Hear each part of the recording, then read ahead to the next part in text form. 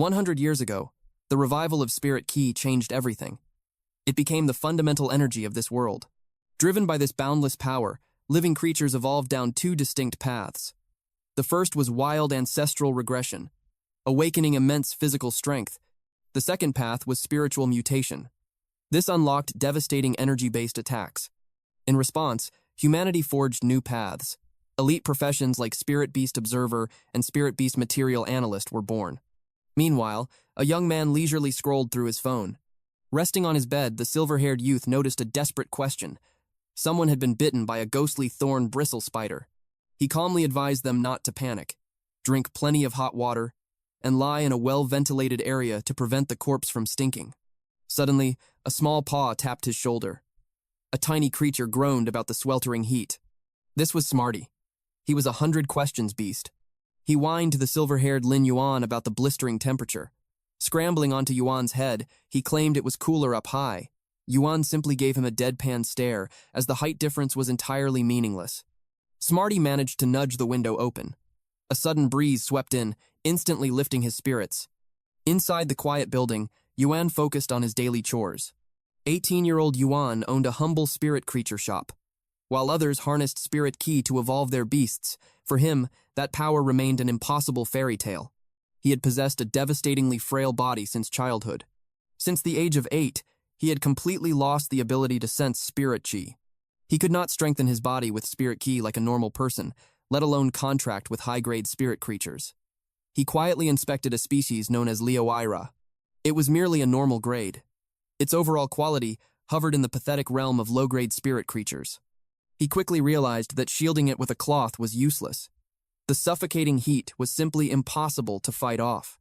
Smarty watched the lily lua on the verge of wilting. As the absolute lowest grade healing type spirit plant, it held zero competitive value. Its worth was even lower than the green creeper vines used as common fodder. Since the dawn of the spiritqi revival, strict ranks governed all creatures. Anything below copper grade was discarded as low-grade trash. Almost no one would waste precious resources raising these weak beings. High-grade creatures were infinitely easier to evolve. In the past 100 years, a 100 questions beast achieving evolution was completely unheard of. Suddenly, a bird-like creature named Yinyan swooped in to deliver Yuan's medicine. This loyal companion was a sound bird. He smiled warmly and thanked Yinyan for the delivery. With his fragile body, merely contracting low-grade creatures like Smarty and Yinny had left him bedridden for 2 weeks. Nurturing them with spiritqi was simply out of the question. An hour passed in sheer boredom. Smarty questioned if humans just loved sleeping in, as the streets remained completely empty. Yuan brushed off the silly question. He decided to drum up some business, shouting out that they had fresh green creepers for sale. A little girl and her mother happened to stroll by. The girl was gently holding a cat in her arms. She immediately recognized Smarty as a 100 questions beast, just like her own companion, Kay.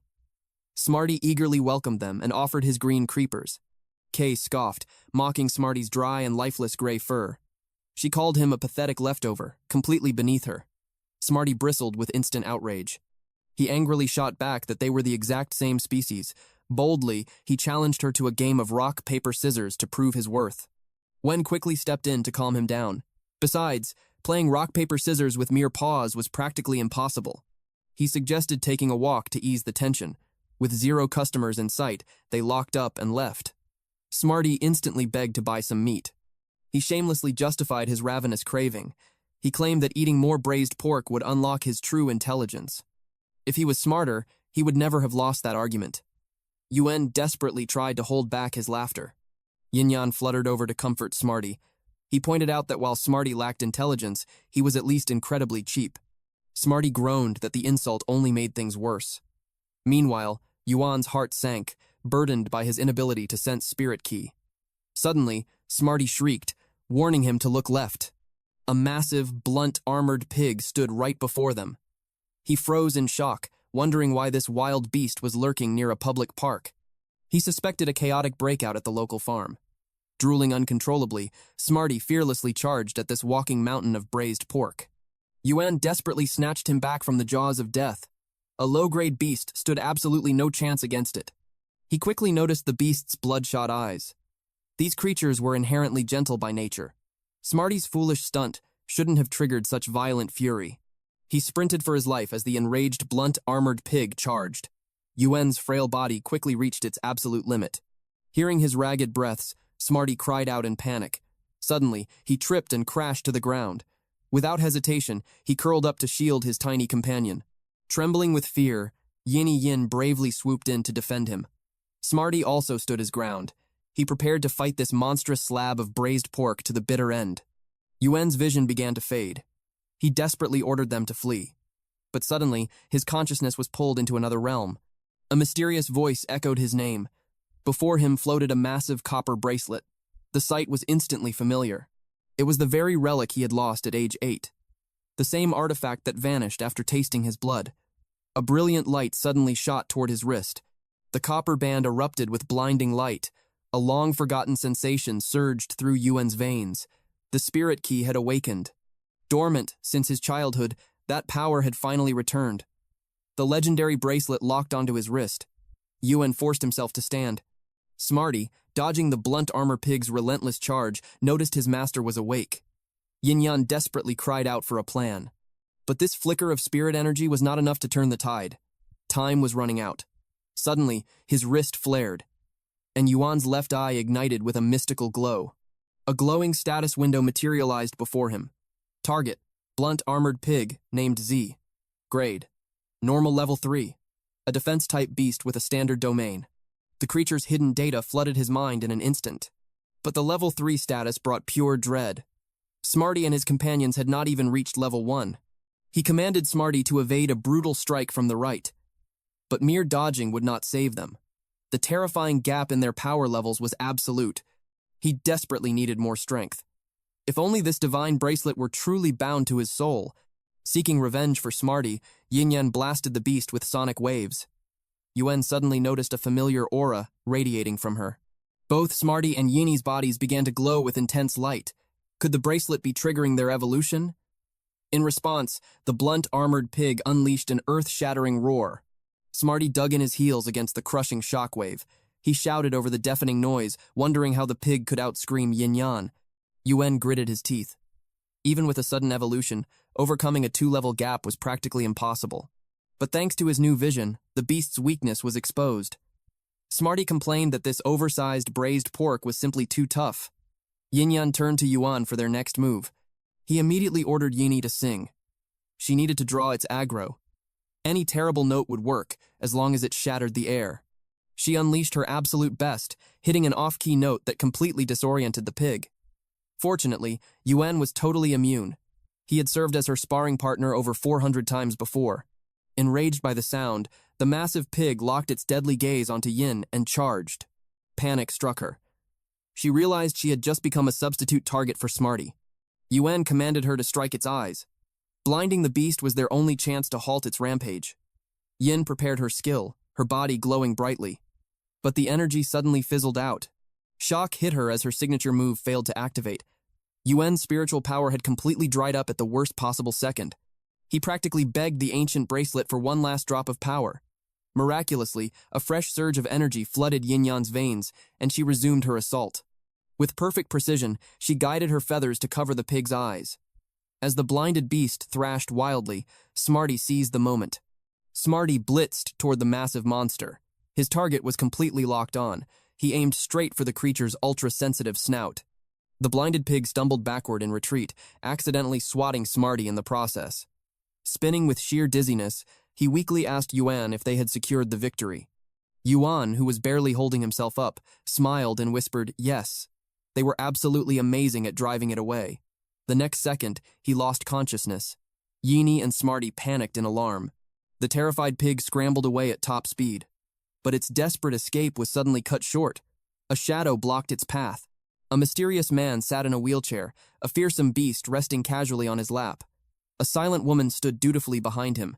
He coldly questioned why a blunt-armored pig had wandered into his territory. Suddenly, the woman's eyes went wide with realization. Spotting the feather stuck on the pig, she instantly recognized it from the little creature at Yuan's house. She immediately instructed old Li to handle the monstrous beast, while she rushed off to find Yuan first. He commanded her to hurry up and go. As she vanished, old Li's eyes ignited with a blood-red glow, channeling the terrifying power of his beast. Meanwhile, Yuan's consciousness was pulled right back into that mysterious dimension. He had been wandering this dream-like realm for an eternity since the vision began. This was the sacred sanctuary of the ancient bracelet. He bowed his head in gratitude, thanking the relic for granting him spiritual power in times of crisis. As if accepting his thanks, the copper band pulsed with divine light. Yuan analyzed his surroundings. The area spanned roughly 40 to 50 square meters. Could this truly be the legendary internal space of a spirit creature? He questioned the artifact, wondering if this pocket dimension was its true ability. Yuan checked the status screen of his spirit creature, Mobius, an unknown species at normal grade level 1, possessing spatial and mystic attributes. Mobius held 2 basic skills. The first was true data, an absolute sight that extracts hidden information far beyond human vision, and the second was calm mind, a passive trait that anchors the soul, purging negative statuses as its level rises. Yuan already understood the godlike vision of true data, and he strongly suspected that calm mind was forged from helping Yinny practice her singing. But the final detail left him absolutely stunned. It possessed an exclusive trait. In this world, only mighty beasts of the bronze rank ever awakened such a power. A mere normal grade holding an exclusive trait defied all logic. Was this a legendary divine treasure, or perhaps a mythical fantasy breed? Mobius possessed truly unique traits. Its exclusive power was game-changing. It could house other spirit creatures, provided their initial level did not exceed its own. Mobius only leveled up alongside its housed creature. It perfectly copied their initial skill, but gained 0 new abilities upon leveling. Furthermore, each rank advancement expanded its housing capacity by exactly 1. The devastating truth hit him. He could only forge a contract with a level 1, normal grade spirit beast. Mobius's growth was completely locked until he raised that creature himself. To forge even one more contract, he had to nurture a level 1 spirit beast all the way to level 10. And raising low-rank spirit beasts demanded a mountain of gold. At this brutal rate, even a billionaire would go bankrupt in minutes. Not to mention, his own pockets were completely empty. Still, he forced himself to find the silver lining.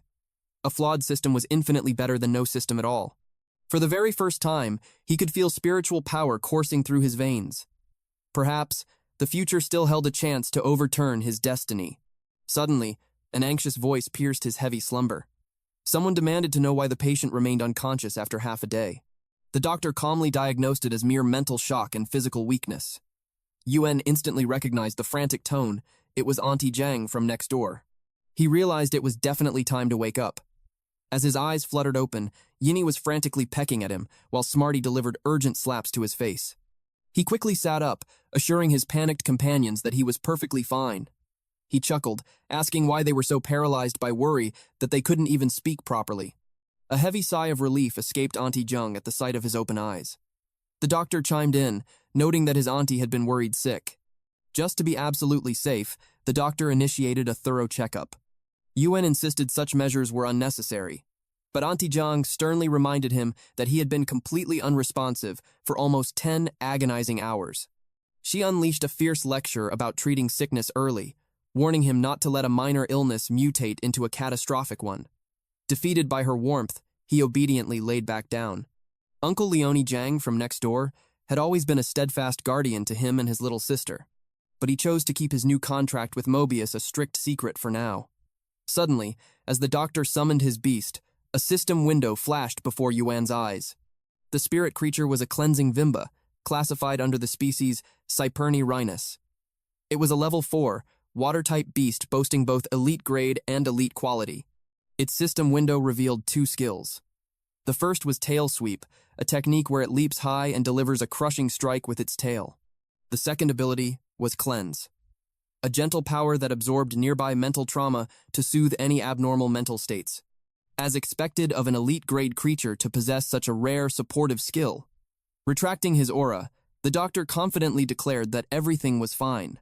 He quickly packed his bags, rushing home to his waiting wife for dinner. Soon after, the red and white beast belonging to Old Li arrived, carrying their evening meal. Old Li had prepared this highly nutritious feast specifically for Yuan. Auntie Jiang didn't force him to eat, but of course, he wouldn't dare refuse her kindness. Smarty and Yinny danced with excitement at the mouth-watering scent of braised pork. Gazing at Old Li's rabbit, he realized just how deeply mysterious it truly was. Unlike the typical aggressive terror rabbits, this creature sat in an eerie, unmoving stillness. Driven by curiosity, he used his ability to inspect it. But the status screen flooded with nothing but question marks. A chilling realization hit him this was no ordinary terror rabbit. Days later, a fully recovered Yuan pushed himself through a morning jog. His lungs burned, gasping desperately for air. He had maintained this grueling 1-hour daily routine since leaving the hospital. Yet, the physical toll remained overwhelmingly intense. Without a functioning spiritqi, he was forced to forge his physical limits from a young age. The harsh truth was that he should abandon his combat dreams for a peaceful, lifetime profession. Just then, Uncle Li and Auntie Zhang spotted him on their way back from the vegetable market. Uncle Li warmly praised his early morning workout.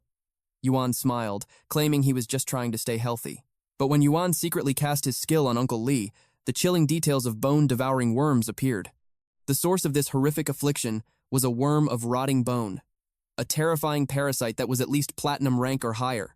It possessed a biological toxin element capable of inflicting a devastating mental curse. This vile, rotting bone silkworm burrows deep into flesh, sacrificing itself to spawn bone-devouring gangrene. Miraculously, Uncle Li had sealed this monstrous toxin within his leg for years. The pieces fell into place, leading him to a shocking conclusion. Uncle Li must be a legendary king-grade powerhouse. If that were true, Uncle Li's beast must have suffered grievous injuries, taking that weak form just to survive.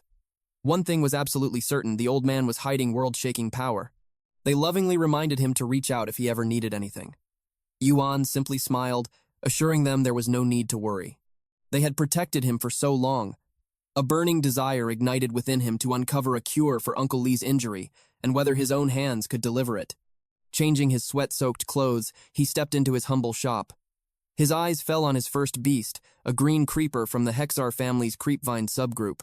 It was a mere level 1, grass-type creature, sitting strictly at normal grade and normal quality, but shock paralyzed him as he checked its status. The plant had miraculously evolved into an elite-quality beast overnight. The truth hit him like a lightning bolt. His fractured spiritqi was leaking pure energy. He was subconsciously channeling power into the spirit creatures, forcing their evolution. Determined to test his limits, he ramped up the difficulty. He focused his will, attempting to mutate the green creeper into a healing-type lily loira. A brilliant light engulfed the beast as its form twisted and changed. Checking the system, he had successfully created a lily lara from the casual tachi family Ionium genus. It was now an elite grade, level 1, wood-type creature of normal quality. It possessed the heal skill to mend external injuries, and the fragrance skill, releasing a crisp, grassy scent capable of melting away intense tension. He smiled at the flawless result. With its newly awakened skill, the item's value had multiplied tenfold. He called Smarty and Yin over to witness the breakthrough. Yinyan chirped with joy, announcing their successful level up. He immediately checked their stats.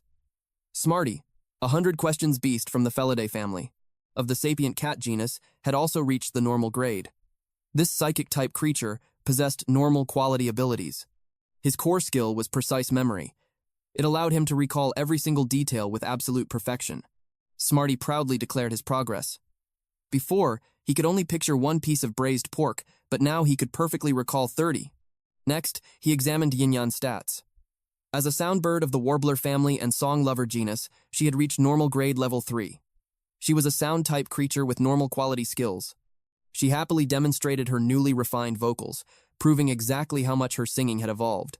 Yuan was ecstatic. He had finally awakened his golden finger, and endless wealth was practically within his grasp. But then, a sobering realization hit him. This power went far beyond mere wealth. Evolving a spirit creature was known to be an impossible feat. Aside from the rare few beasts that trigger natural evolution, most required a creator to burn through mountains of rare materials. Even then, evolution was never guaranteed. Yet, he could achieve this miracle entirely on his own. He gripped his hands, realizing the weight of this godlike ability. Countless powerful figures would slaughter to possess it. One wrong move could mean absolute ruin. The tallest tree always catches the fiercest wind, and Yuan knew he lacked the strength to defend himself. He swore to bury this secret deep. To wield this power safely, he needed to slowly climb the ranks and become a recognized creator. Hiding behind that prestigious title was his only path to long-term survival. Any other way would just invite a swift death. He was so lost in his thoughts that he completely missed his ringing phone. Yinyan and Smarty had to snap him back to reality. He suddenly remembered the upcoming milestone. Someone was preparing to contract their first beast creature. It was Xiaosu. Her voice came through the line, asking about his condition. He warmly assured her that his health had vastly improved. He mentioned his plan to clear out the backyard. This instantly sparked her concern, knowing he lacked any spiritqi to protect himself. She firmly ordered him to stay away from the yard until she returned home. He chuckled, assuring her it was just light physical labor. He urged her to drop her worries. Instead, he reminded her of their solemn promise. She needed to focus entirely on her studies and unleash her true potential. She confidently agreed, her voice full of fierce determination to never let him down. Meanwhile, at the academy, tension filled the air. In just 2 days, the students would contract their first spirit creatures. It was a destiny-defining event. A beast's grade and quality were vital, but the spiritqi professional's own cultivation level directly dictated their combat power. For those walking the combat path, elemental compatibility was the absolute law. Choosing a beast that clashed with their natural affinity meant facing severe contract rejection. Worse yet, the terrifying backlash could permanently shatter their mental power. Even lifestyle classes like artisans and weavers required profound, long-term synchronization with their beasts to perfectly fuse spiritual materials. Since their elite class focused entirely on combat professionals, achieving flawless synergy with their spirit beasts was a matter of life and death. The bell rang, dismissing the students. However, the teacher strictly ordered Shuer to remain in her seat. The instructor stared at her intently, urging her to reconsider her chosen contract beast. The teacher knew of her family's poverty, but her talent was far too monstrous to waste. With the Federation's 100-son selection rapidly approaching, missing this chance would be unforgivable. A dark shadow fell over her face. Meanwhile, back at the house, Yuan wiped his brow in satisfaction. He had flawlessly evolved 300 Lily Luaras straight to the elite grade. This massive haul was worth at least 20,000 Federation coins. With this fortune, he could finally secure a high-grade spirit beast for Zui's awakening. Suddenly, his phone shattered the silence with an unknown caller ID. Expecting a wealthy new client, he smiled. The timing was impeccable right before closing shop. He politely answered the call. But the woman on the other end barked aggressively, demanding to know if he was Yu's guardian. The teacher revealed that Yu was about to contract a pathetic gray beetle. Throwing away her heaven-defying talent on such trash was an absolute disgrace. A gray beetle was a bottom-tier normal-grade bug, costing a measly 200 coins. Despite its fierce aggression, it was pure garbage. Its skills were completely worthless, and 0 professionals ever contracted them. Their only purpose was serving as cannon fodder for high-grade insectivores. The frustrated teacher then dropped a massive revelation. Shu's elemental affinity flawlessly covered every single defense-type spirit beast. In the entirety of Violet Thorn City, those possessing such a heaven-sent gift could be counted on one hand. She issued a fierce ultimatum. As her guardian, he must secure an elite-grade defense beast for her first contract. He simply nodded, thanking the teacher, as his mind raced with new plans. He had promised to deliver a suitable spirit creature to the school within 2 days. Securing an elite grade would demand at least 100,000 Federation coins. The clock was relentlessly ticking. His plan was set. He had to elevate those normal-grade green creepers to elite status, then sell them to secure a top-tier elite defensive spirit creature for Xiaosu. By morning, Yuan looked entirely drained. A grueling night of continuous spirit key transmission had left him exhausted, but he was relieved to finish on time. The spirit creature market was notoriously dangerous. To avoid unwanted attention, he carefully concealed his bracelet just in case. He glanced down, asking Smarty if he was absolutely sure he wanted to come along. Smarty fiercely agreed. The old excuse of being a good house guard held no power over him anymore. Besides, ruthless haggling was the sacred duty of a 100 questions beast. Yuan had definitely noticed a change. Ever since his evolution, Smarty had grown increasingly stubborn and disobedient. Their ride finally arrived, and the driver barked at the passengers to stay behind the yellow line. Strikingly, a massive spirit creature horse pulled the entire bus. This transport looked absolutely nothing like the buses Yuan remembered. Smarty smugly pointed out the truth. Yuan had been studying ancient history books instead of a modern transportation guide. A century had passed since the spiritqi revival. Mystical beasts had entirely replaced the old steel machines, and the driver suddenly yelled for everyone to hold on tight. The carriage launched forward with explosive speed. The violent force nearly threw Smarty out of the window, but fortunately, Howell managed to grab him. The driver casually glanced back. He asked Yuan if he was heading to the spirit creature market, noting he had picked the perfect day for it. Yuan asked what made today so special. The driver chuckled, wondering if the boy had ignored the recent news. Just a couple of days ago, a terrifying dimensional rift had ripped open 30 meters outside Zia County. The Violet Thorn Guards fought fiercely for 2 full days and nights. They hunted down swarms of aberrant insects to secure the area, and an elite squad still remained stationed nearby. Tragically, the chaotic rift had torn open right next to a spirit creature breeding base. The trapped creatures were either killed or severely injured. The few employees who managed to escape were now selling the remaining wounded beasts at the market. The pieces finally clicked into place. This explained how that blunt armored pig had escaped earlier. The driver proudly revealed his luck. A herd of blunt armored pigs had broken loose, and he had snagged one for dirt cheap yesterday. He boasted about the grand feast.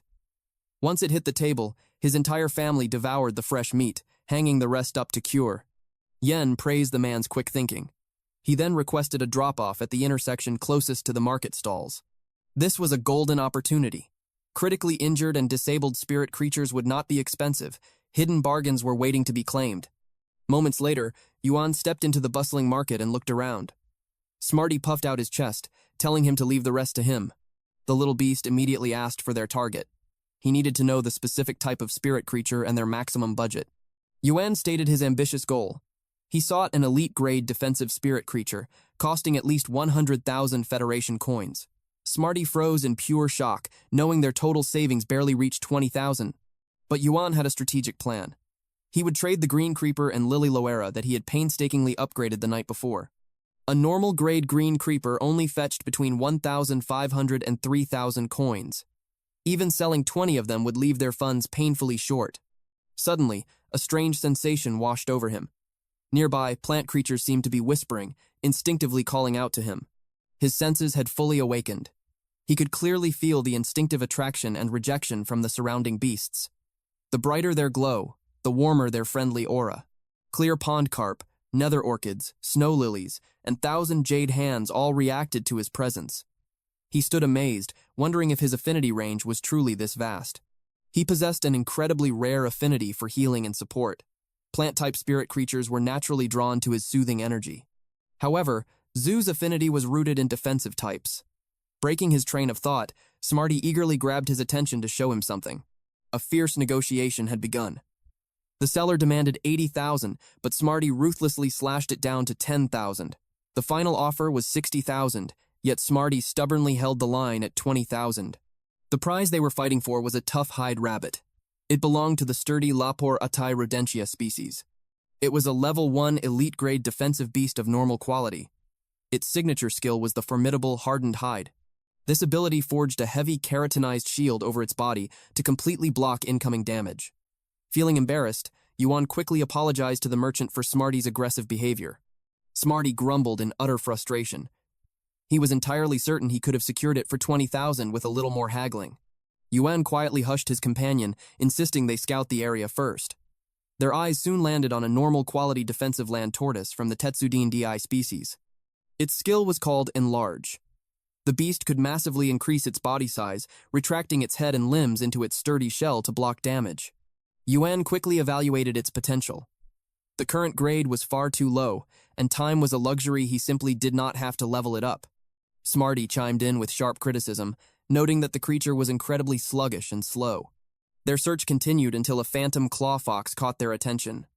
It was a level 1 elite-grade defensive beast of normal quality from the Vulpagosa lineage. It commanded a tactical skill known as rollout. The fox could curl its agile body into a tight arc, moving across the battlefield by rolling. It blocked damage with a spirit-infused sound. However, it was barely an upgrade from the rabbit. Smarty warned that its timid nature would make it useless for protection. Smarty urged him to reconsider the tough-hide rabbit instead. Yuan refused to settle. He had to be absolutely certain about this crucial choice. After searching the entire area, he finally arrived at the last option. It was a coiled horn sheep of the Caprini ovis species. This beast was an elite-grade level 7 rock type, sitting right at perfect quality. It possessed the parry skill, using its massive horns for absolute defense. Furthermore, its horn assault technique could crush targets with devastating force. Within the herd, Yuan spotted a perfect quality youngling. Remarkably, it even possessed a control-type spirit beast skill.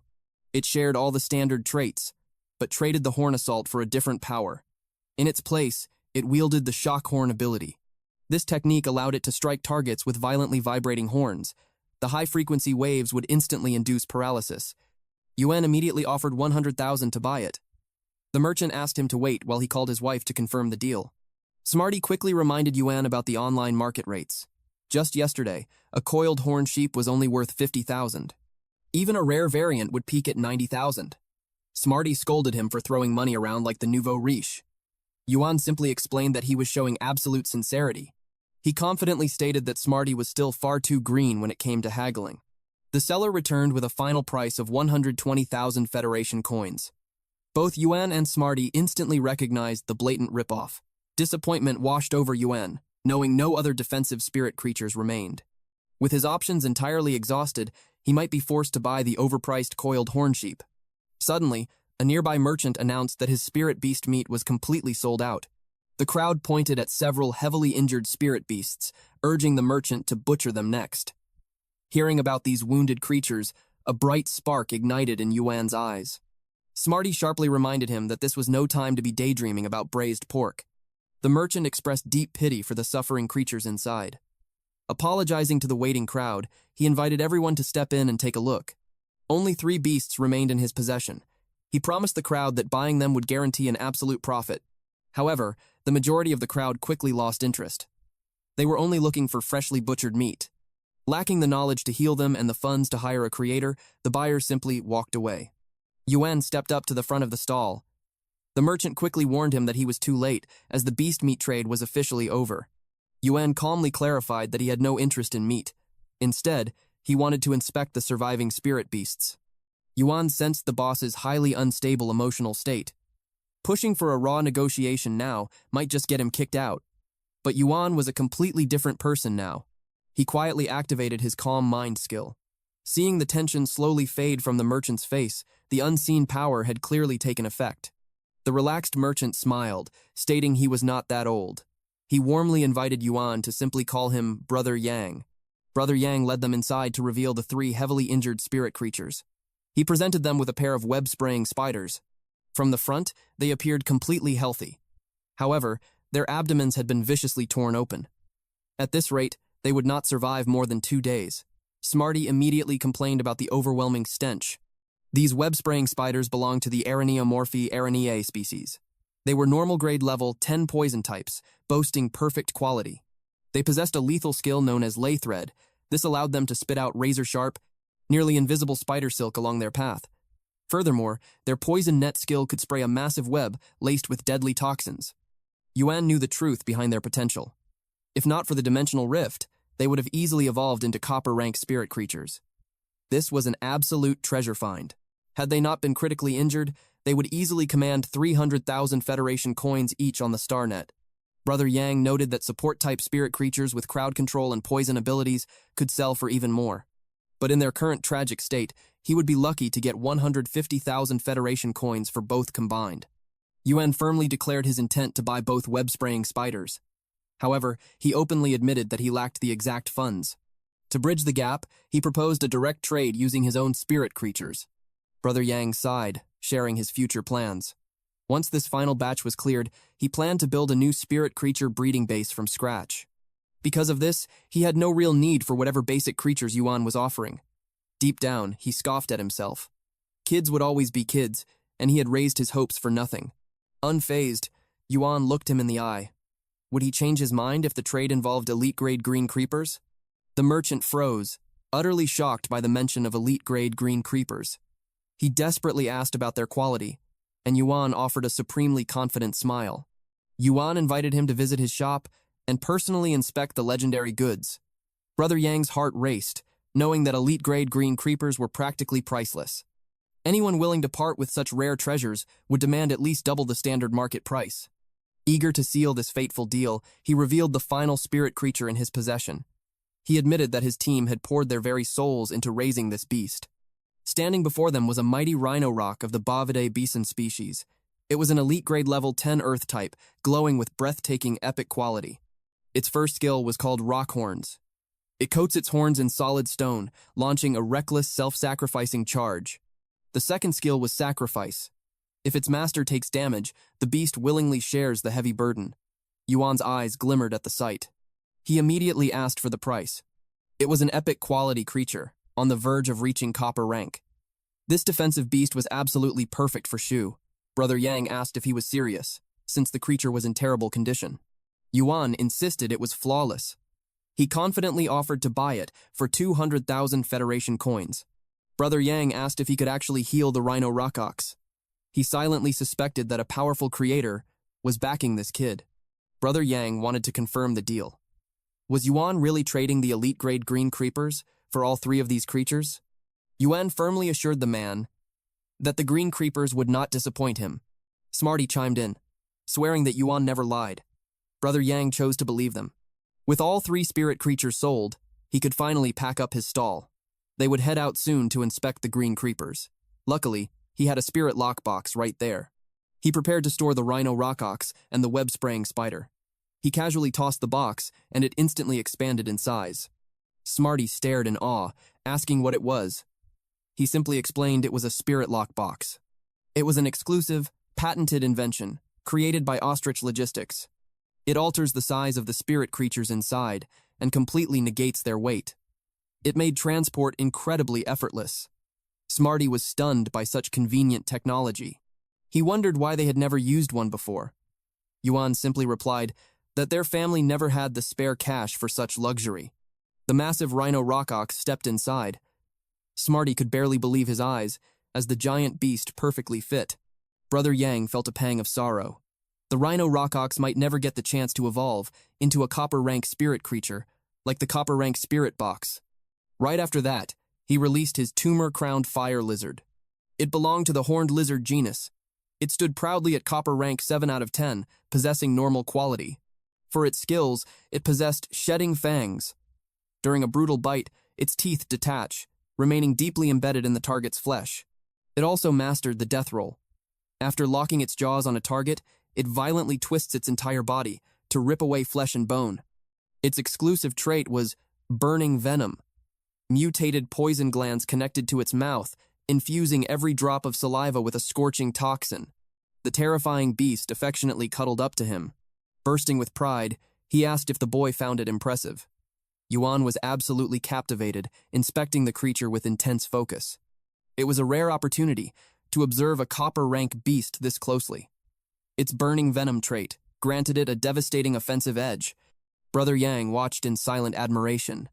It was incredible for someone so young to master the specialized knowledge of a spirit creature researcher.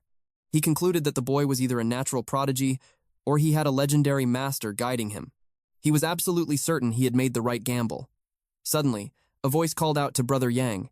The nearby vendors angrily complained. His sudden summoning of the tumor-crowned fire lizard had terrified their tough-hide rabbits to the point they refused to eat. The fairy monkeys were just as panicked. He quickly apologized, promising they would leave the area at once. Brother Yang, Yuan, and Smarty mounted the beast, and they sped off into the distance. It was unimaginably faster than a simple thick-hoofed donkey cart. They eventually arrived at their destination.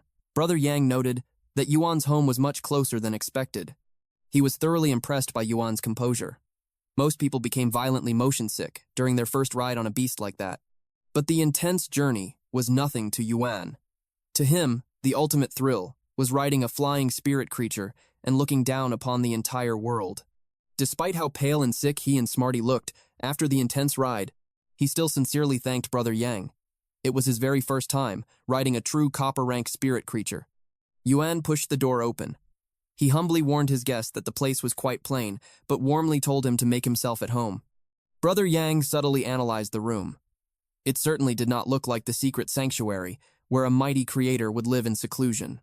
If the boy's green creepers failed to meet expectations, the entire deal was off. Business was business, after all. He held that firm thought, until his eyes landed on the plants. All his doubts instantly vanished. It was absolutely impossible to cultivate elite-grade green creepers of this flawless caliber without the direct hand of a creator. The sheer quality was completely beyond his wildest expectations. These were true prime-quality treasures, rare items that even the wealthiest merchants would struggle to find on the StarNet. Before these green creepers had evolved, Yuan had infused energy ore into their soil. Because of this, their root systems were magnificently developed. Yuan stood with unwavering confidence regarding their flawless quality. Brother Yang gasped as he saw the incredibly rich sap dripping from the cuttings. The realization hit him like a shockwave. The kid had not exaggerated at all. This was genuinely top-tier, elite-grade perfection. A spark of hope finally ignited within his chest. He remembered his humiliating past encounter with a true master creator. To earn their divine favor, one had to offer their preferred rare spirit materials. But at his current stage, such legendary treasures were completely out of reach. Therefore, securing Yuan's goodwill was his only viable path. Breaking the silence, Yuan asked if the green creepers met his expectations. He nodded in absolute awe. Now, it was time to negotiate the heavy price. He recognized that every single green creeper was a flawless, prime-quality, elite-grade specimen. Out on the StarNet, these treasures would instantly sell out, for 30,000 apiece. His absolute highest offer was 3,000 per pot, and he demanded 100 of them. Smarty trembled at those staggering numbers, desperately trying to calculate the massive fortune. Yuan sealed the deal without a second of hesitation. He desperately needed massive quantities to elevate his spiritqi profession rank, and these green creepers were his fastest route to unmatched power. This was a monumental transaction. Yet Yang stared in utter disbelief. The young man standing before him remained as calm and unmovable as a mountain. He could only assume that Yuan was already a seasoned master of high-stakes deals, the ordinary clothes and humble storefront. It all had to be a clever smokescreen, orchestrated by a terrifying backer. Respectfully, he asked how many days were needed to prepare the massive order. Yuan calmly replied that he required exactly 7 days. It was a flawlessly calculated timeline. 1 hour per pot, 2 days to deliver the spirit creatures to Shay, plus the necessary time to recover his own stamina. Meanwhile, Yang felt as though the heavens had finally blessed him. The rusty wheels of his destiny were spinning in his favor at last. With the rhino, rock ox, and green creeper safely exchanged, Yuan strictly instructed him to return in exactly 7 days. Yang nervously asked if he required a safety deposit for the remaining 70-plus pots, but Yuan effortlessly brushed it off, preferring to settle the full amount upon the final delivery. Bowing with deep respect, he promised to return in 7 days. Yuan offered a simple, confident nod of farewell. Now, it was time to face the most daunting challenge. He led the massive rhino rock ox into the backyard. Yinyan immediately panicked, questioning if this giant beast was going to be their permanent roommate. Smarty frantically argued that their meager funds could never support such a giant. But Yuan's eyes narrowed with absolute resolve. Saving its fading life was their only priority. The rhino rock ox was clinging to its final breath. There was zero time to lose. Activating his divine skill, he watched the brutal, bleeding gashes slowly begin to seal. Seeing the miraculous healing take effect, he pushed himself beyond his limits. Surges of pure, overwhelming spiritual power erupted from his hands. Suddenly, the massive beast unleashed a thunderous, heaven-shaking roar. Yuan watched in sheer amazement. A brilliant crystalline shell rapidly manifested around the giant creature. He realized instantly. This was the final evolutionary barrier to copper rank. He poured his energy relentlessly into the core, pushing straight through the fading light of dusk. The dark of night swallowed the sky. Yet the intense spiritual forging burned on. He stood shoulder to shoulder with the giant beast, battering fiercely against the invisible walls of its mortal limits. At long last, a resounding crack shattered the silence. An overwhelming wave of pure power exploded outward. The breakthrough was an absolute triumph. The rhino rock ox had spectacularly evolved. It was now a legendary iron-horned rhino ox, proudly standing as a true beast of the giant horn family bull genus. Its ultimate status was breathtaking. Copper rank level 1 out of 10, metal type, normal quality. Its signature rockhorn skill allowed it to coat its horns in unbreakable, reinforced metal for a devastating, self-sacrificing charge. It also possessed the terrifying sacrifice skill. If its master suffered harm, this unyielding guardian would actively absorb a massive portion of the deadly impact. But the ultimate prize was its exclusive trait. Yuan was presented with 3 god-tier choices. The first option was scaled hide. This ability would generate an impenetrable layer of scale-like armor across its entire body, flawlessly forged from the very essence of its own iron-tough skin. The second option was tireless trek, a supernatural movement ability designed to drastically conserve stamina during endless, grueling pursuits. And finally, the pain siphon, an absolute terror of an ability that ruthlessly absorbs incoming damage and transmutes it directly into pure, boundless life force. Yuan stood paralyzed by the gravity of his choice. Two of these options possessed limitless potential. Tireless trek was instantly discarded, as mere movement was entirely useless for an ultimate defense-type spirit creature. Scaled hide presented immense tactical value. It would manifest a tremendously thick armor, heavily skyrocketing the beast's already formidable defensive stats. The razor-sharp friction of those heavy scales would even inflict bonus destruction during a brutal charge. It was undeniably a supreme choice. Yet, Pain Siphon held a terrifying battle-turning potential.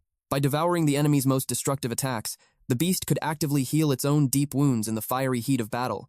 It completely transformed the creature into an unyielding juggernaut, a relentless brute that practically begged its enemies to strike.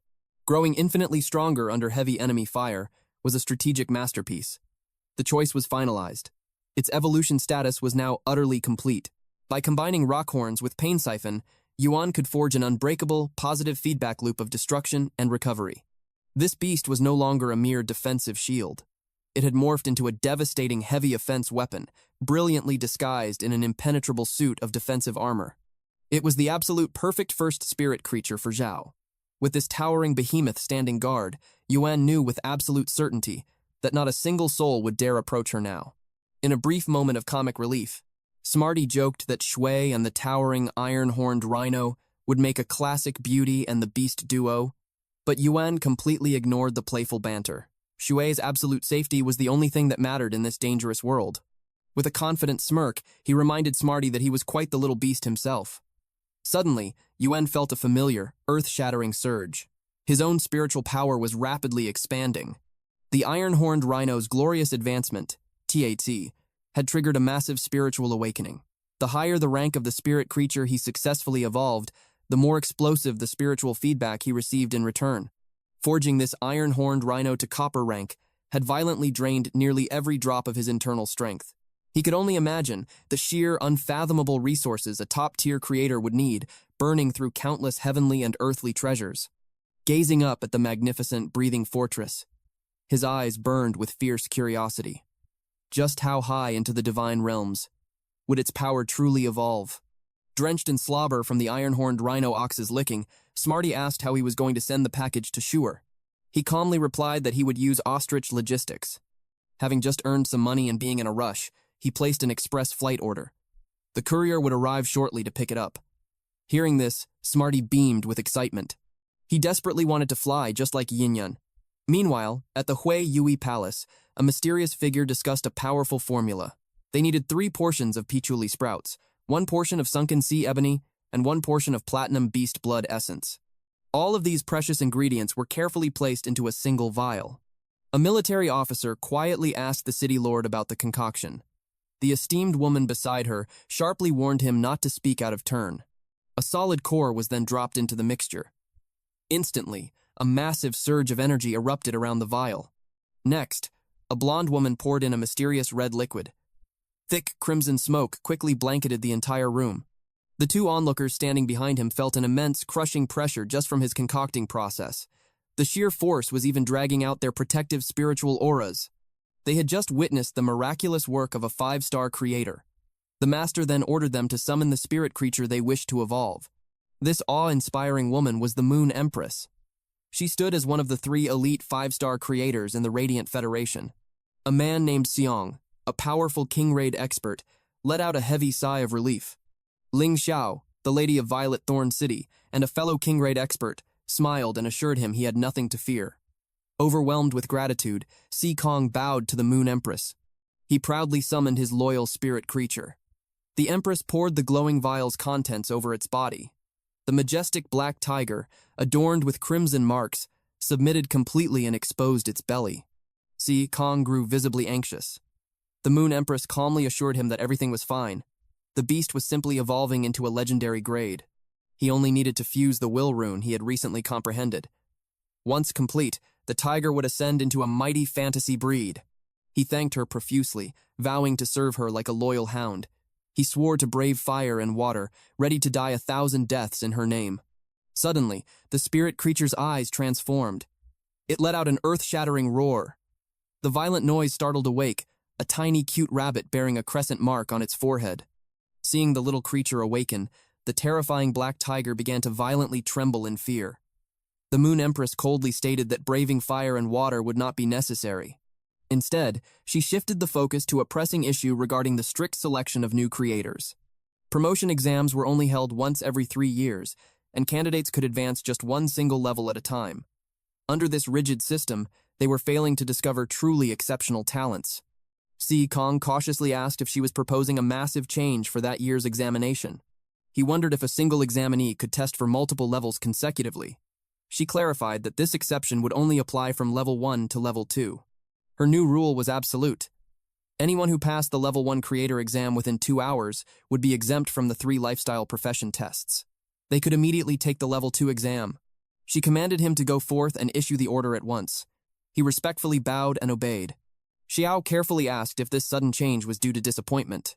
For years, no exceptionally talented youths had emerged in the Federation's creator exams, and most couldn't comprehend even a single will rune. The Moon Empress calmly clarified that her reasons were purely personal. As fellow 5-star creators, both the Bamboo Lord and the Kitchen Sovereign had recently taken on apprentices. Naturally, she refused to fall behind those 2 old fools. Xiao was completely stunned to learn that the Moon Empress was actively seeking a disciple. The Moon Empress's gaze grew heavy. The devastating dimensional tide was rapidly approaching. Violet Thorn City suffered from the highest number of aberrant insect dimensional rifts. As its ruler, they had to remain entirely devoted to protecting the land and its people. The Empress demanded that every single rift be heavily guarded. Failure was simply not an option. Xiao, the city lord, fiercely assured her that she would protect Violet Thorn City. Meanwhile, high up in the boundless sky, Yuan was soaring through the clouds. The flight driver checked to see if he was holding up okay. He promised the turbulent ride would smooth out once they broke past the cloud cover. Yuan fought back a desperate urge to vomit. The driver chuckled, noticing that his 100 questions was acting incredibly lively. It was a real shame that the flight was overloaded on this trip. Otherwise, they could have easily brought it along for the ride. Earlier, Smarty had thrown a massive tantrum about wanting to fly, but he couldn't go. Yinyan had to hold him down, gently reasoning that she was already letting him fly with her. Before leaving, Yuan had promised to bring back something delicious. Snapping back to reality, Yuan told the driver that it was okay, as there would be plenty of other chances.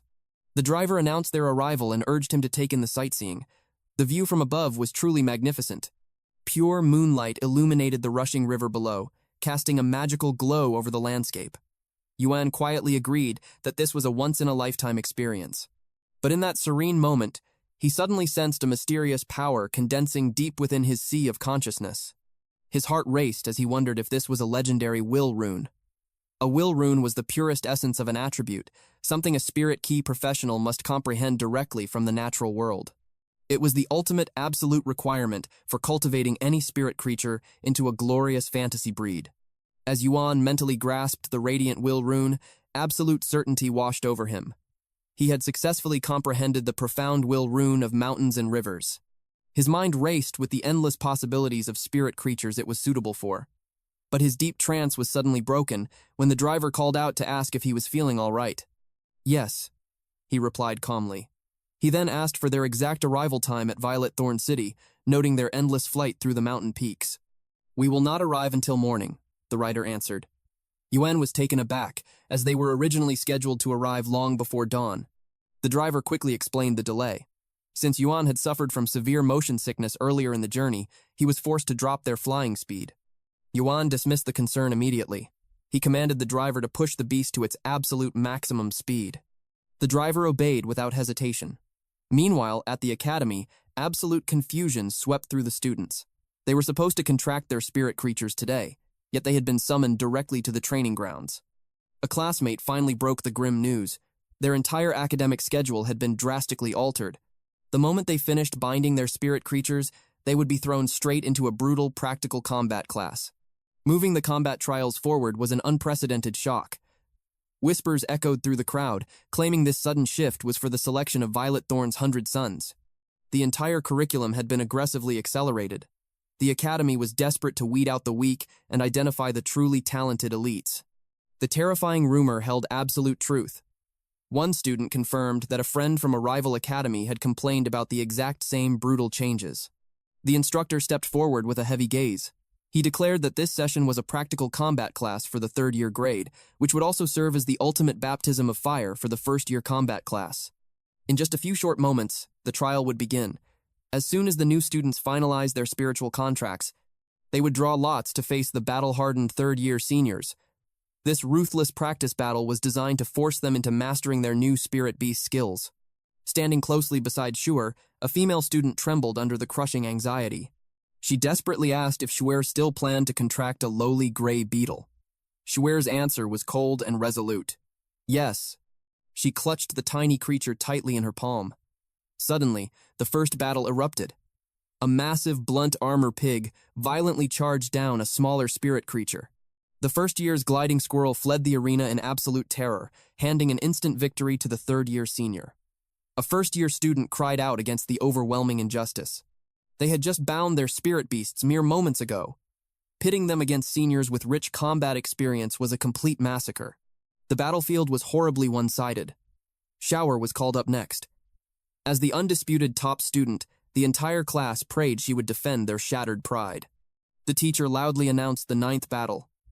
His sharp gaze locked onto the candidates, demanding to know if they were prepared for combat. The third-year senior smirked and confidently agreed. The first years gasped in instant recognition. It was Fun Lixing. His powerful family boasted a direct relative within the prestigious Creators Guild. Lixing was a prime contender for Violet Thorn's 100 Sons. He only needed a handful of practical combat victories to secure his ultimate position. Shuer was deeply respected among her peers as well. However, her chosen spirit creature was a devastating disadvantage. Deep down, Lixing felt incredibly blessed by fate. He had received critical intelligence from the Creators Guild just last night. Now, these pathetic freshmen were perfectly placed stepping stones to easily inflate his win rate.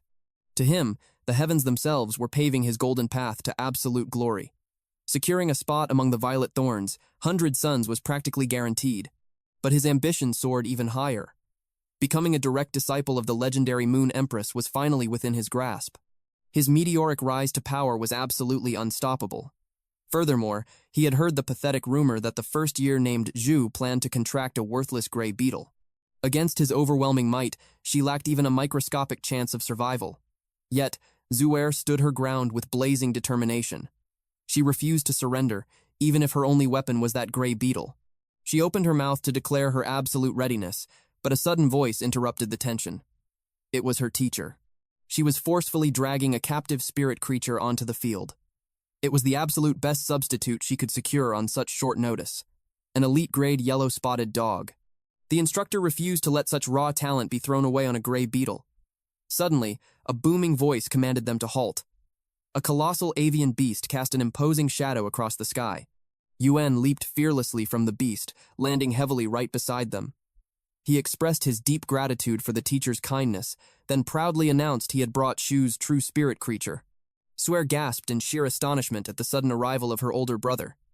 Yuan smiled warmly, deeply relieved that he had beaten the clock. He urged her to place her absolute faith in him and forge the contract immediately. The teacher, however, remained highly skeptical. She probed if they could truly rely on this unknown beast, offering the yellow-spotted dog as a safer alternative. The dog was notoriously stubborn and disobedient. Hearing this pathetic exchange, Lixing threw his head back and burst into arrogant laughter. He venomously mocked their desperate struggle, declaring that their choice of spirit creature was utterly meaningless. Whether it was a worthless gray beetle, a rabid yellow-spotted dog, or any other trash they could find, he was absolutely confident none could defeat his longtime partner. He summoned his ultimate pride, the Strength King beetle. It was a fearsome copper rank level 1 insect, bred directly from the terrifying Scarabiati Dynastini bloodline. It was equipped with devastating prime skills like Giant Hornram and Valiant Charge. Furthermore, it possessed the exclusive trait, Insect Observation, allowing it to pierce the camouflage of any spirit creature below copper rank. A cold wave of dread washed over the teacher. The sheer, monstrous size of this Strength King beetle was absolutely terrifying. She knew instantly that even the elite yellow spotted dog would be crushed by a single devastating hit. Meanwhile, Shua stared at her brother's gift in shock, asking if he had handed her a copper-rank spirit lockbox. The astronomical cost of such an item baffled her completely. A dark, terrifying theory crossed her mind. Had her brother sold their family store to afford this? He firmly told her to silence those racing thoughts and focus entirely on the impending battle. Her eyes hardened with absolute resolve, promising him that she would emerge victorious. She refused to let his monumental sacrifice be in vain. She released the mysterious spirit creature, and the binding contract was instantly forged. A heavy, stunned silence fell over the watching students. Whispers of pure astonishment erupted through the crowd as they frantically asked what kind of spirit creature it was, for they had never laid eyes on anything like it. Its skin gleamed like unbreakable steel. Lixing acknowledged its awe-inspiring entrance, but he still held the absolute advantage in battle experience. He mocked them for facing financial ruin. They had gone completely bankrupt just to secure a massive iron ox that was destined for defeat. Shrew coldly shot back that destiny was undecided until the final bell. She commanded the iron-horned rhino to unleash its rock horns. The teacher's eyes sparkled with sheer excitement. The copper-rank iron-horned rhino displayed an incredibly pure and thorough atavism. It was the undisputed pinnacle of copper-rank defense-type spirit creatures. That single rhino horn alone was valued at 700,000 Federation coins. Yuan sharply warned her not to judge its legendary worth by mere currency. She defended her stance, claiming it was the professional instinct of a spirit creature analyst. The massive rhino horn violently clashed against the beetle's armor. Lixing sneered, mocking Shu as completely naive for launching such a careless strike. The warm-up was officially over. He prepared to demonstrate the terrifying true strength of a power assault-type spirit creature. He unleashed the giant horn ram. Zhuai desperately forced the iron-horned rhino ox to hold its ground, narrowly avoiding being shoved out of bounds. Lixing silently recognized Zhuai's undeniable talent. She was actually utilizing her own spirit to directly empower her spirit beast. Establishing such profound control right after the initial contract was a breathtaking feat. The teacher exhaled deeply, relieved the beast survived the direct impact. She criticized Shuer's reckless behavior. Charging in over a simple provocation clearly exposed her severe lack of battlefield experience. But Yuan saw the deeper truth. That was not the case at all. If Shuer had instantly mastered the iron-horned rhino ox's skills upon contracting it, then that aggressive strike was actually a meticulously calculated probing tactic. Utter confusion swept through the observing students.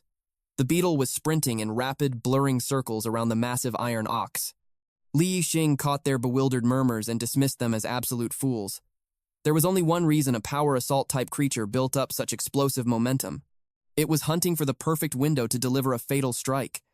He muttered that the little girl could never comprehend the devastation coming her way.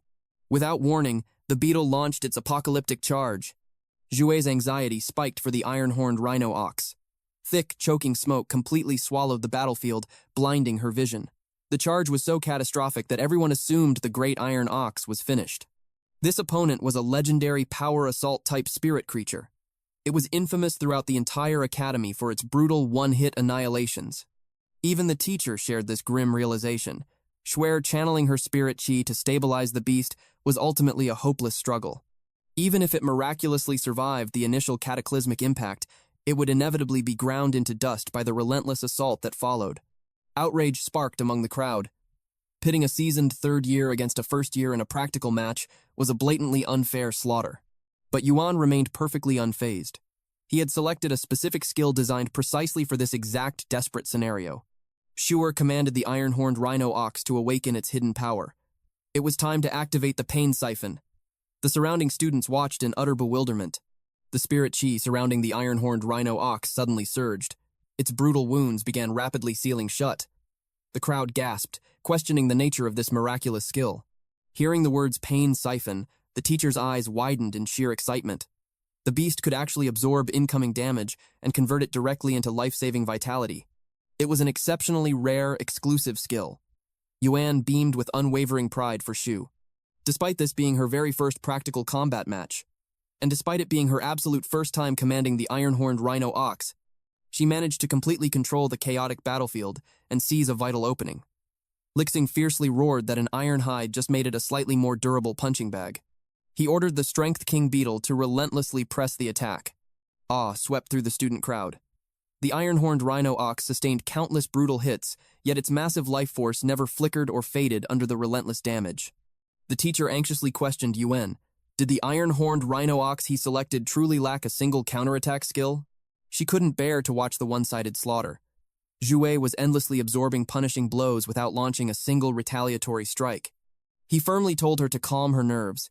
He reminded her of Zhuwei's natural affinity for defense-type spirit creatures, trusting completely that she harbored a master plan. Lixing commanded the Strength King beetle to end the battle in a single devastating blow. He demanded it unleash the giant horn ram with absolute maximum power. The Strength King beetle executed the lethal command without hesitation. In response, Zhu immediately activated the rock horns. Shock rippled through the onlookers as the iron-horned rhino weaponized the very battlefield itself. Many questioned if such a drastic environmental maneuver was even within the rules. Meanwhile, Yuan swelled with intense pride at her brilliant terrain adaptation. It was a masterfully executed move. Lixing's face twisted in extreme annoyance at her perceived cheap tricks. He issued a brutal command to completely smash the iron-horned rhino ox. Debris exploded violently into the air as the Strength King beetle ruthlessly continued its ferocious charge. Zuka commanded the iron-horned rhino to hold steady with its rock horns. The two colossal forces clashed in a deafening, earth-shattering impact. The students' jaws hit the floor. The massive iron ox had actually withstood the apocalyptic strike. They couldn't fathom this terrifying stalemate, though the Strength King beetle clearly held the overwhelming upper hand. The teacher quickly began breaking down the battle's hidden mechanics. The Strength King beetle's giant horn ram was a reckless, self-sacrificing attack that completely ignored its own injuries. And when forcing a violent collision against the iron-horned rhino ox's impenetrable defense, every single brutal strike inflicted massive recoil damage straight back onto the beetle itself. Moreover, this Strength King beetle was clearly nurtured to match Lixing's brutal preferences. He sacrificed everything for raw destructive power and absolute target lock. He completely ignored the deadly risk of being halted by a beast of equal rank. Yuan understood this extreme training philosophy perfectly. It was meant to overwhelm the enemy and secure a flash victory. However, Lixing's fatal flaw had just been exposed. He had failed to end the clash in a single strike. The massive beetle faltered and lost its footing. The crowd called it blind luck for Shu, but her instructor saw the hidden truth. Despite both beasts sharing the exact same grade, an insect type simply lacked the physical endurance and heavy center of gravity to survive a prolonged clash of strength against an iron-horned rhino ox. Furthermore, a master's chaotic mental state directly poisons their contracted beast. This was basic combat theory taught in every academy textbook. Fury blazed in Lixing's eyes. A lowly first year had somehow contracted a copper-ranked beast, and her defensive wall was utterly shattering his assault-type strikes. He felt as if fate itself was brutally mocking his pride. In a desperate frenzy, he commanded his beetle to break away. His new target? A direct, lethal strike on the little girl herself. The gigantic insect leaped back and launched itself directly at Shu like a crushing boulder. The furious instructor shouted that this was a blatant rule violation. Yuan held his breath, praying his sister could evade the incoming death. But Shu remained completely calm, commanding her ox to repeatedly unleash its rock horns into the earth. Jagged stone pillars violently erupted from the ground. The charging beetle slammed into a cliff face, tumbling completely out of bounds. The battlefield fell dead silent. The duel was over. Absolute shock washed over Lixing as the referee declared Shu the undisputed victor. The first-year students erupted into triumphant cheers over this miraculous upset. The instructor watched in pure awe. She finally realized Shu had been spamming rock horns just to secretly manipulate the terrain, creating the perfect trap to completely upend the massive beetle. This promising young talent had far exceeded her wildest expectations. She smacked Yuan firmly on the back, praising him for securing such a magnificent beast. Yuan winced, begging the surprisingly strong teacher to spare his spine. Shu rushed off the stage and threw her arms around her brother. As he praised her brilliant victory, she pouted, immediately demanding to know the source of his sudden wealth. Panic filled her voice as she asked if he had sold their family shop. She was terrified over how he would ever survive his illness without any money. Her heart ached with deep concern for his fragile health. He gently patted her head, swearing his illness was cured and their business was truly thriving. The instructor hesitated to interrupt this touching family reunion, but time was extremely short. She looked Yuan in the eye. With Shu's explosive potential, the Academy wanted to fast-track her straight into the Violet Thorn's 100 Sons preliminary selection. This was the crucial first stepping stone for any ambitious regional combatant. The ultimate destiny for these chosen few was the Radiant Federation's 100 Sons tournament, the absolute pinnacle of national glory. Despite merely being a first-year student, her monstrous talent had fully qualified her to step onto this prestigious battlefield. The Academy vowed to pour its entire treasury of educational resources into her growth. Her power would undoubtedly skyrocket at a terrifying pace. Yuan bowed deeply, profoundly grateful for the guidance she had given his sister. He swore to personally supply every single resource and treasure needed to evolve Shu's spirit beasts from now on. The instructor smiled warmly, stating it was her honorable duty to cultivate a genius seedling. Since Shu had no afternoon classes, she urged the girl to give her brother a grand tour of the academy. Yuan suddenly remembered the stray yellow-spotted dog they had found. But the kind teacher immediately volunteered to raise the little creature herself.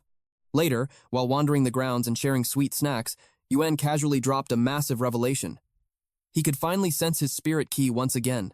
He chuckled, asking what other evidence his stubborn sister required. She crossed her arms, demanding to see it with her own eyes to truly feel relieved. She knew contracting an iron-horned rhino ox required a small fortune. With a smirk, he revealed his digital bank balance, leaving her completely paralyzed by the endless row of zeros. He proudly explained that after his spirit key recovered, he unlocked a legendary hidden potential. He possessed the divine talent of a creator. He had secretly taken on elite crafting jobs, earning a massive fortune overnight. Now, she only needed to focus her blade on dominating the upcoming selections. Her painful days of working exhausting part-time jobs to support their broken family were officially over. Yuan's eyes burned with fierce ambition as he declared his plan to conquer the Creator Certification exam. Overjoyed by his triumph, he promised to treat her to a lavish celebration feast. Her eyes sparkled with joy as she demanded a massive hot pot dinner. He smiled softly, ready to grant her any wish in the world. Meanwhile, back at the academy, the gentle instructor cheerfully offered meat buns to the rescued hound. Honestly, this selfless mentor was the absolute MVP of the entire arc. If only every academy instructor possessed such a noble heart. Regardless, Yuan summoned a mount from Ostrich Logistics to make his triumphant return home. Riding the beast through the bustling streets, an unyielding determination took root in his heart. Shu was marching toward greatness, and he refused to fail his own grueling exams. His next mission was clear. He needed to secure the foundational sacred texts for both the spirit creature researcher and spirit material analyst paths. The mountain of knowledge ahead of him was absolutely staggering. He would definitely need Smarty's genius intellect to help him conquer this impossible trial. During that day's combat trial, although Shu'er only seized the opening thanks to a skill damage reflection mechanic, her vast and stable reserves of spirit ki were the true foundation of her victory. Compared to her, Yuan's spirit ki was far too low to be called a true professional. He desperately needed to level up Mobius, but his exclusive trait, Lock Spirit, came with brutal conditions. It had to evolve from normal grade level 1. Suddenly, a rush of wind snapped him back to reality. The driver was pushing the black-winged falcon to its absolute limit. He wanted a perfect rating after nearly making Yuan late earlier. Yuan mentioned that he still needed to gather supplies. The driver suggested placing an order on Starret. Through Ostrich Logistics, everything would arrive by the end of the day. Upon arriving home, the massive bird looked completely exhausted. Yuan asked if the beast was all right, but the driver confidently brushed off his concerns. The journey was finally over, and his sudden change of plans went perfectly. The driver eagerly asked for a 5-star review. Yuan promised to leave one, thanking the man for his hard work. Inside his home, a mountain of delivery boxes awaited him. He planned to open an online store, completely avoiding the dangers of the spirit creature market. Stepping through the door, he announced his return. Smarty and Yinyan rushed to welcome him. Smarty clearly missed his master, but abruptly stopped, remembering he was supposed to hold a grudge. Yinyan told the stubborn pet to calm down since she already took him flying. Yuan promised to take Smarty along next time. But Smarty crossed his arms, acting so stubborn that even braised pork could not tempt him. Yuan chuckled at the childish display, completely prepared for this exact reaction. He revealed a special apology gift. With a sharp crack, Yuan opened a premium can of cat food. The rich aroma instantly shattered Smarty's willpower. His grudge vanished in seconds. Yuan smiled, promising to buy it every single day if he loved it that much. Yinyan eagerly asked if she got a present too. Yuan happily presented an elite-grade creeper, purchased exclusively for her. From now on, this high-tier plant would be her personal daily ration. She was stunned, as he had strictly forbidden her from eating it before. Meanwhile, Smarty noticed Yuan lifting heavy boxes and asked about dinner. Yuan told them to eat without him. He needed to sort through his massive haul of goods. Once unpacked, the entire store was overflowing with potted plants. Even Smarty was shocked by the sheer volume, and Yuan admitted he miscalculated the order size. Suddenly, Yinyan spotted a completely different species hidden among the pots. Yuan found a promotional card attached. Buying 100 green creepers had unlocked a free lily of the exact same grade. He never expected such an incredible hidden promotion from the supplier. Then, revelation struck him. The spirit creatures best suited for his unique constitution were healing, support, and plant types. His eyes blazed with excitement. This was exactly what he needed, a normal-grade healing-type plant spirit creature. He ordered Smarty and Yinyan to guard the green creepers downstairs. Retreating to the upper floor, Yuan prepared for a breakthrough. He activated his exclusive skill, Lock Spirit. Exhaustion weighed heavily on his mind, severely weakening his mental power. But there was no turning back now. Gritting his teeth, he forced the Lock Spirit connection to completion. To his absolute shock, his mental power was not drained at all. As long as he continuously channeled spiritqi, he could trigger a chain evolution next. One agonizing hour later, the Lilawara evolved. It shattered its limits, reaching elite grade level 1, legendary quality. Its awakened skill could instantly heal severe external injuries. Letting out a heavy sigh of relief, Yuan shifted his focus to Mobius. Its true species remained a mystery, but Mobius had also skyrocketed to elite grade level 1, legendary quality. Its core skills remained unchanged. Without warning, Mobius suddenly glowed brightly. In the blink of an eye, Yuan was pulled straight into the Lock Spirit space. The mystical realm had expanded massively since his last visit. Suddenly, a voice shattered the silence, asking if he could hear it. He replied loud and clear, warmly welcoming Mobius back. Now it was time for a crucial lore lesson from Zhu. In this world, forming a contract with a spirit creature permanently drains a professional's mental power. A mortal can only contract 2 or 3 beasts in their entire lifetime, with the absolute limit being 5. But Lock Spirit was Mobius's exclusive trait. It forged a perfect contract without sacrificing a single drop of the host's extra mental energy. Instead, the heavy cost was borne by Mobius. The number of possible contracts grew endlessly, scaling directly with Mobius's own level. However, this divine power came with a devastating curse. For the first 10 agonizing years after binding with Mobius, Yuan's spirit chi perception was locked at 0, and his mind was severely crippled. And honestly, he still felt painfully weak even now. Shaking off the dark memories, Yuan stared into the void. He excitedly asked Mobius if it was truly capable of speech at last. Mobius explained that reaching elite grade was all he needed to unlock this power. The intricate nature of his spirit design truly stood apart from the rest. Gazing around the mysterious domain, Yuan asked if this hidden space was his exclusive ability. Mobius confirmed it.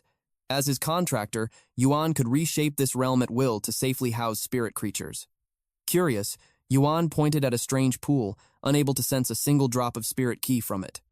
Mobius calmly revealed that the pool held absolutely no spirit ki.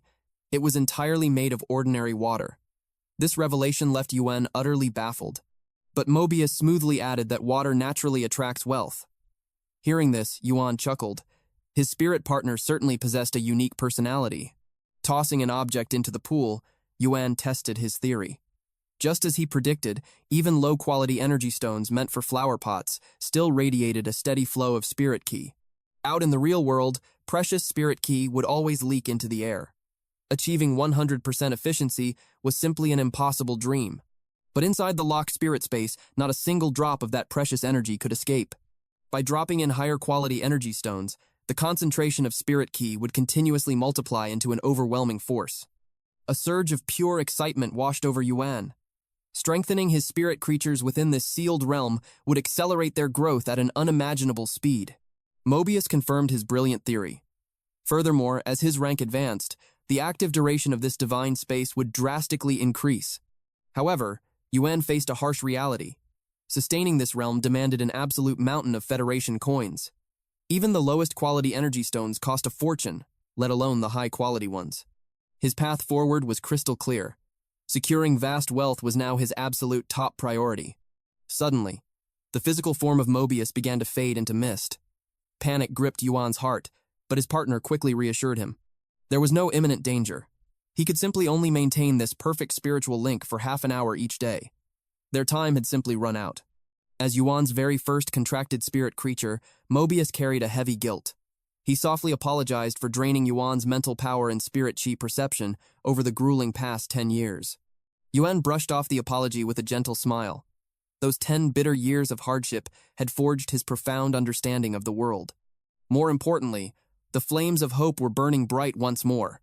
His grand journey stretched infinitely forward, and this legendary challenge had only just begun.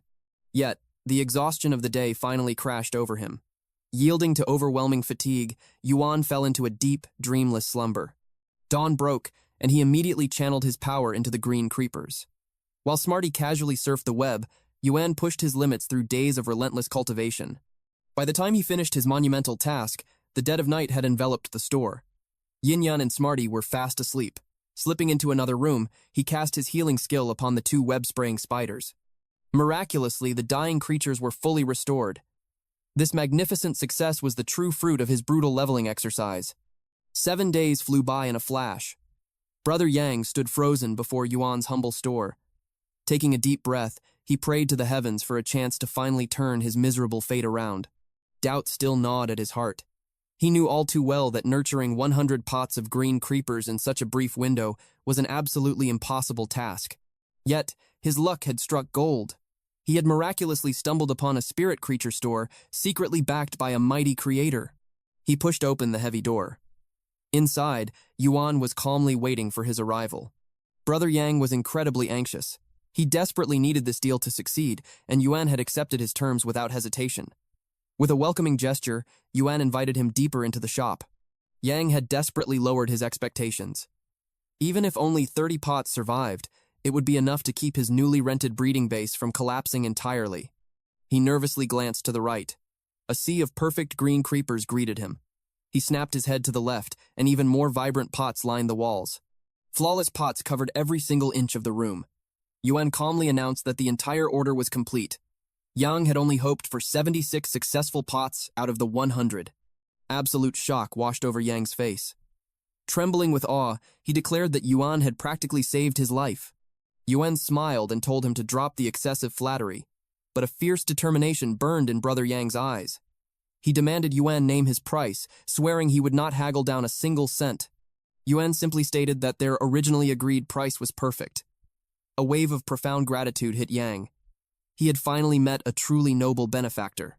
From that moment on, he considered Yuan his blood-sworn brother. Without a second thought, he eagerly paid the full original amount. Before departing, he made a firm promise. Once his grand breeding base dominated the market, Yuan absolutely had to visit. He swore to reserve all his finest treasures exclusively for Yuan. Watching Brother Yang leave in sheer ecstasy, Yuan fully grasped the supreme authority of a creator. With the shop completely cleared out, a new challenge arose. It was time to aggressively restock his empty shelves. Turning to Smarty, he asked if the creature had cracked the StarNet registration task from a few days ago. Suddenly, Smarty let out a terrified screech. Disaster had struck.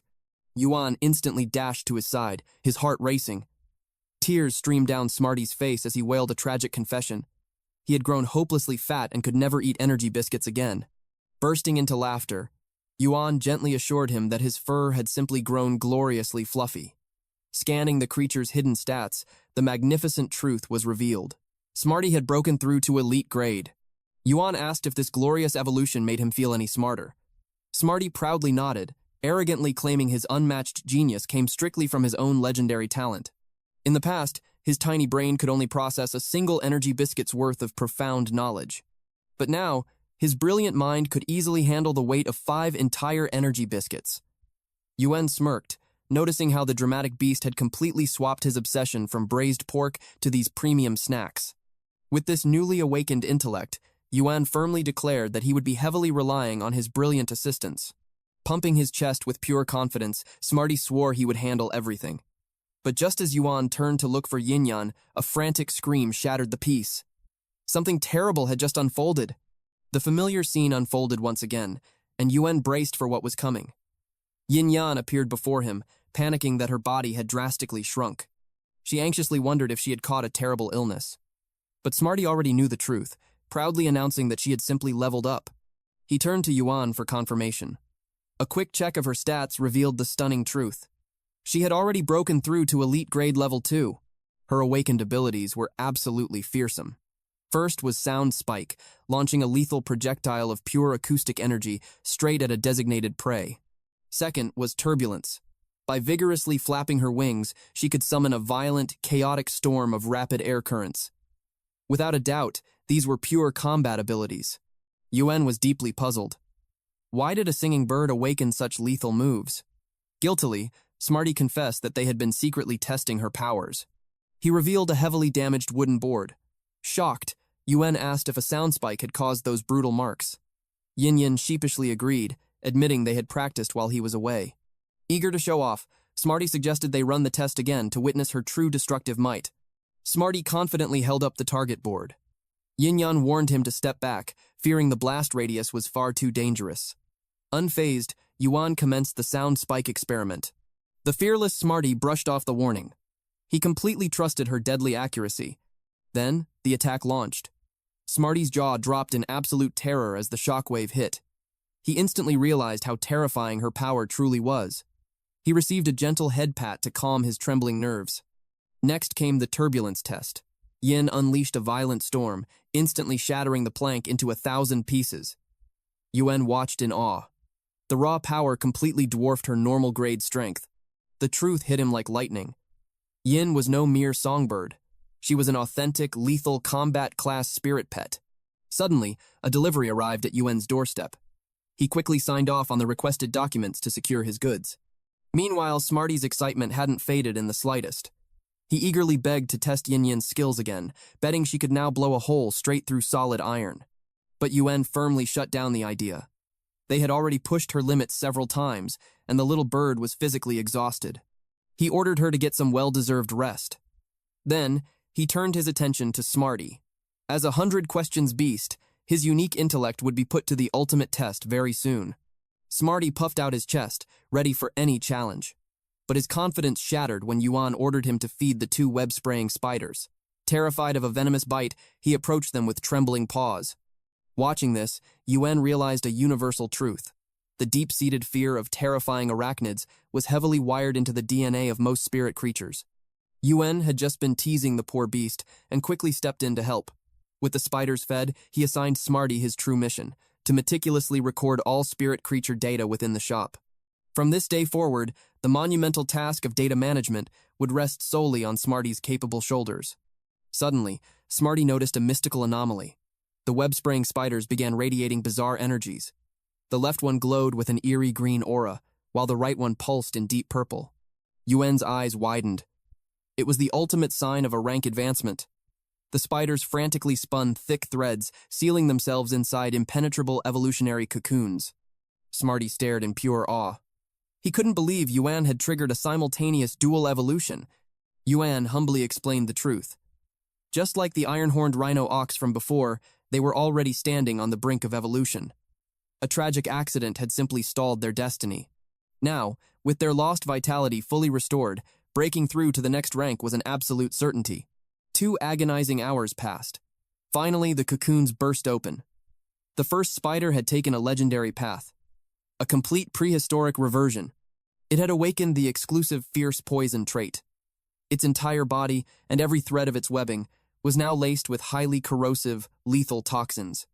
The second spider had undergone a terrifying spiritual mutation. It unlocked the highly coveted sticky web exclusive trait. This granted its silk an inescapable, super-adhesive quality. It gave the creature absolute battlefield control over any prey caught in its snare. Smarty was completely mind-blown by the drastically different evolution paths. Even Yuan had to admit, he hadn't foreseen such spectacular results. Brother Yang had clearly established a flawless foundation for them. Seeing their newfound power, Smarty eagerly asked if they were going straight to the market. The shop had already been registered on StarNet. Yuan logged in to inspect their digital domain. But a sudden prompt confused him. Why did he still need to input a shop name?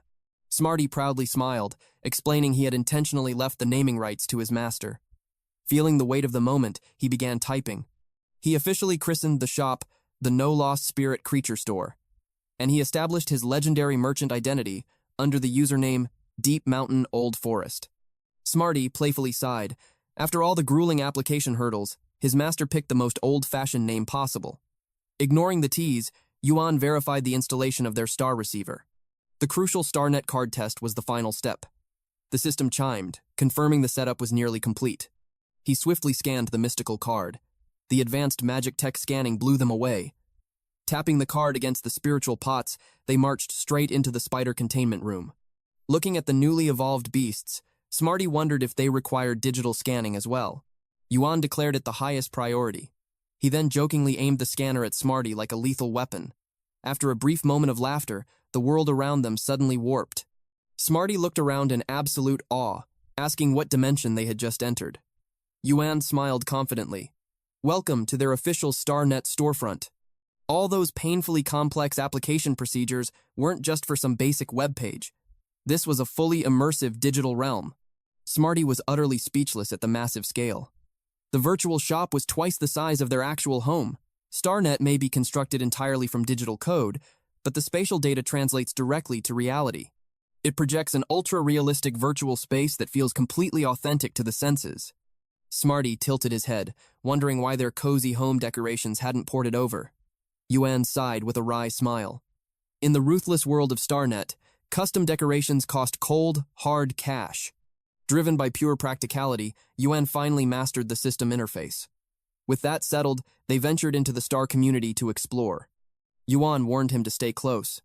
But Smarty's eyes gleamed with hunger, locking onto a massive pig that could yield at least 80 servings of braised pork. Suddenly, he directed Yuan toward a specific building.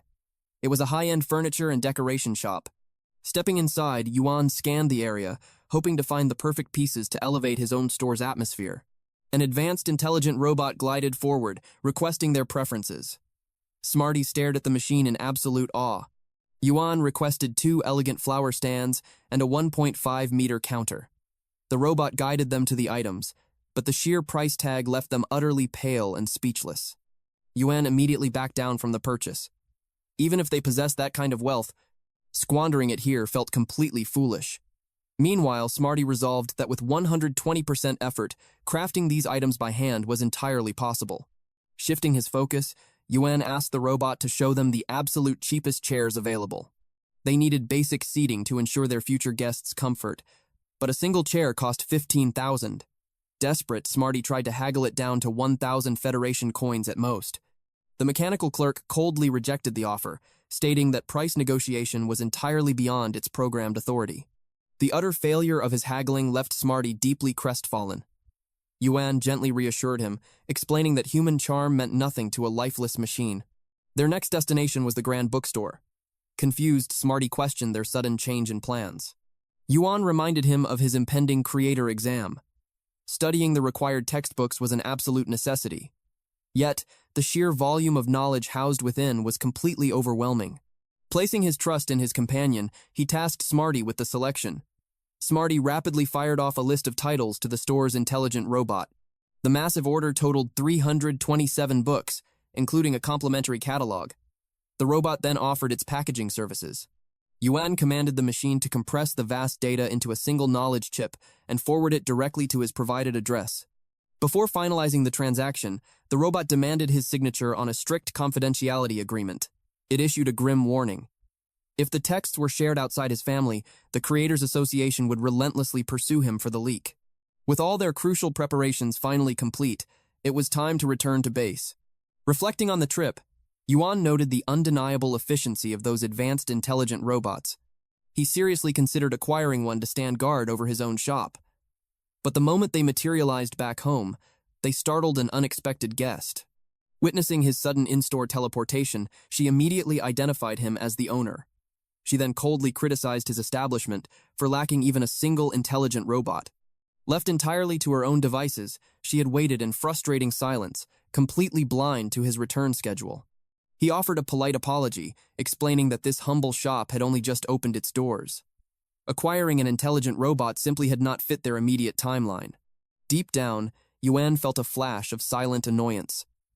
This young girl was the exact same age as Yue, yet she carried herself with such haughty arrogance. Then, she brazenly called him uncle and demanded the price of his 2 spiders. The sheer audacity of the title left Yuan standing in stunned silence. The demanding customer ordered Yuan to present the creatures and detail their exact prices.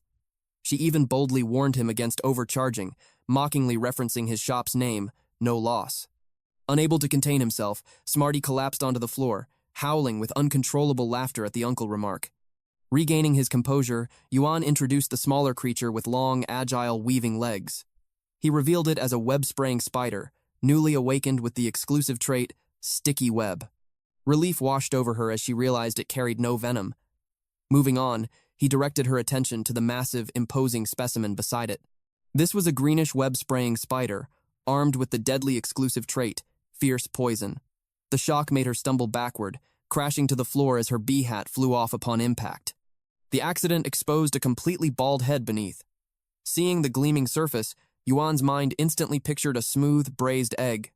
Bound by his merchant's pride, he swallowed his laughter to maintain a perfectly professional aura. But Smarty, completely unfiltered, began drooling and shamelessly blurted out, "Braised egg!" Yuan froze in absolute horror. The young girl's hands shot to her head, pure panic setting in as she realized her disguise was gone. Her face flushed a fierce, burning crimson. Stammering, she explained it was merely a temporary side effect from treating a ghostly thorn bristle spider's sting, promising her hair would return in just a few months. With desperate intensity, she fiercely demanded they stop treating her like a walking braised egg. That fearsome name, the ghostly thorn bristle spider, sparked an instant connection in his memory. Intrigued, Yuan questioned if she had a specific interest in spider-type spirit creatures. The question left her completely speechless. His persistent probing only fueled her growing irritation. Snapping back, she vehemently clarified that she held absolutely zero affection for any spider-type spirit creatures. Puzzled, Yuan pressed further. Why seek out such entities and risk deadly encounters with terrors like the ghostly thorn bristle spider if she despised them so much? Defeated, she finally confessed the bitter truth. Her natural awakening had forcefully bound her affinity strictly to spirit-type spirit creatures. Hearing this cruel twist of fate, Yuan silently agreed. Sometimes, the heavens bestowed an affinity that violently clashed with a person's very soul. It was a cruel irony. The one who loathed spider-type spirit creatures the most was destined to only contract them. Yet, looking at the bigger picture, the Arachnida classification offered a massive and diverse evolutionary path. This meant her future potential and growth direction were actually limitless and exceptionally broad. Moreover, the fact that she had successfully afforded treatment after surviving a deadly ghostly thorn bristle spider's venom proved one undeniable fact. This arrogant little girl possessed immense wealth. Ironically, in his shoes, he would have advised her to dig her own grave first. She declared that her desired target was nowhere to be found, but Yuan firmly blocked her path. He explained the combat meta to her. Control and poison paths were highly favored, each boasting unique, exclusive traits. She scoffed at the weakness of those 2 web-spraying spiders. Her goal was absolute. She demanded a spider-type spirit creature with overwhelming crowd control. Yuan stood there, utterly stunned by her absurdly high standards. Strength was entirely irrelevant, she clarified.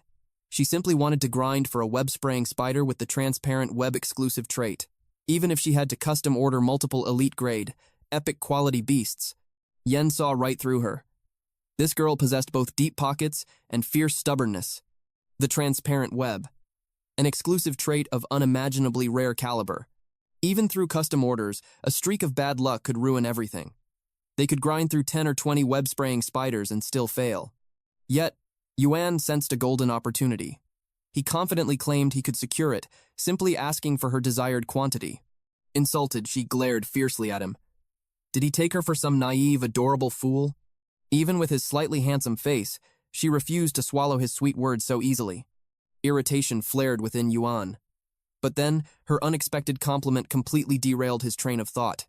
He resolved to secure this contract, not because of her praise, but out of sheer pity. Yuan simply possessed too kind of a heart to watch this sickly girl face endless rejection. He coldly told her to do as she pleased. Perhaps after grinding through 100 different shops, she might finally stumble upon her perfect web-spraying spider. Suddenly, she halted his retreat. He paused, questioning why she cared if she harbored such deep distrust. Desperation crept into her voice as she asked if he truly had a method. His reply was absolute. Without her trust, victory was impossible. She proposed a compromise.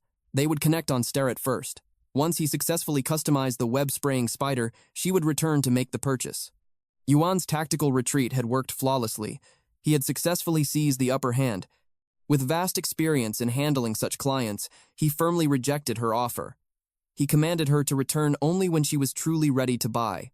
Pouting playfully, she begged him to swallow his anger. She quickly justified her caution.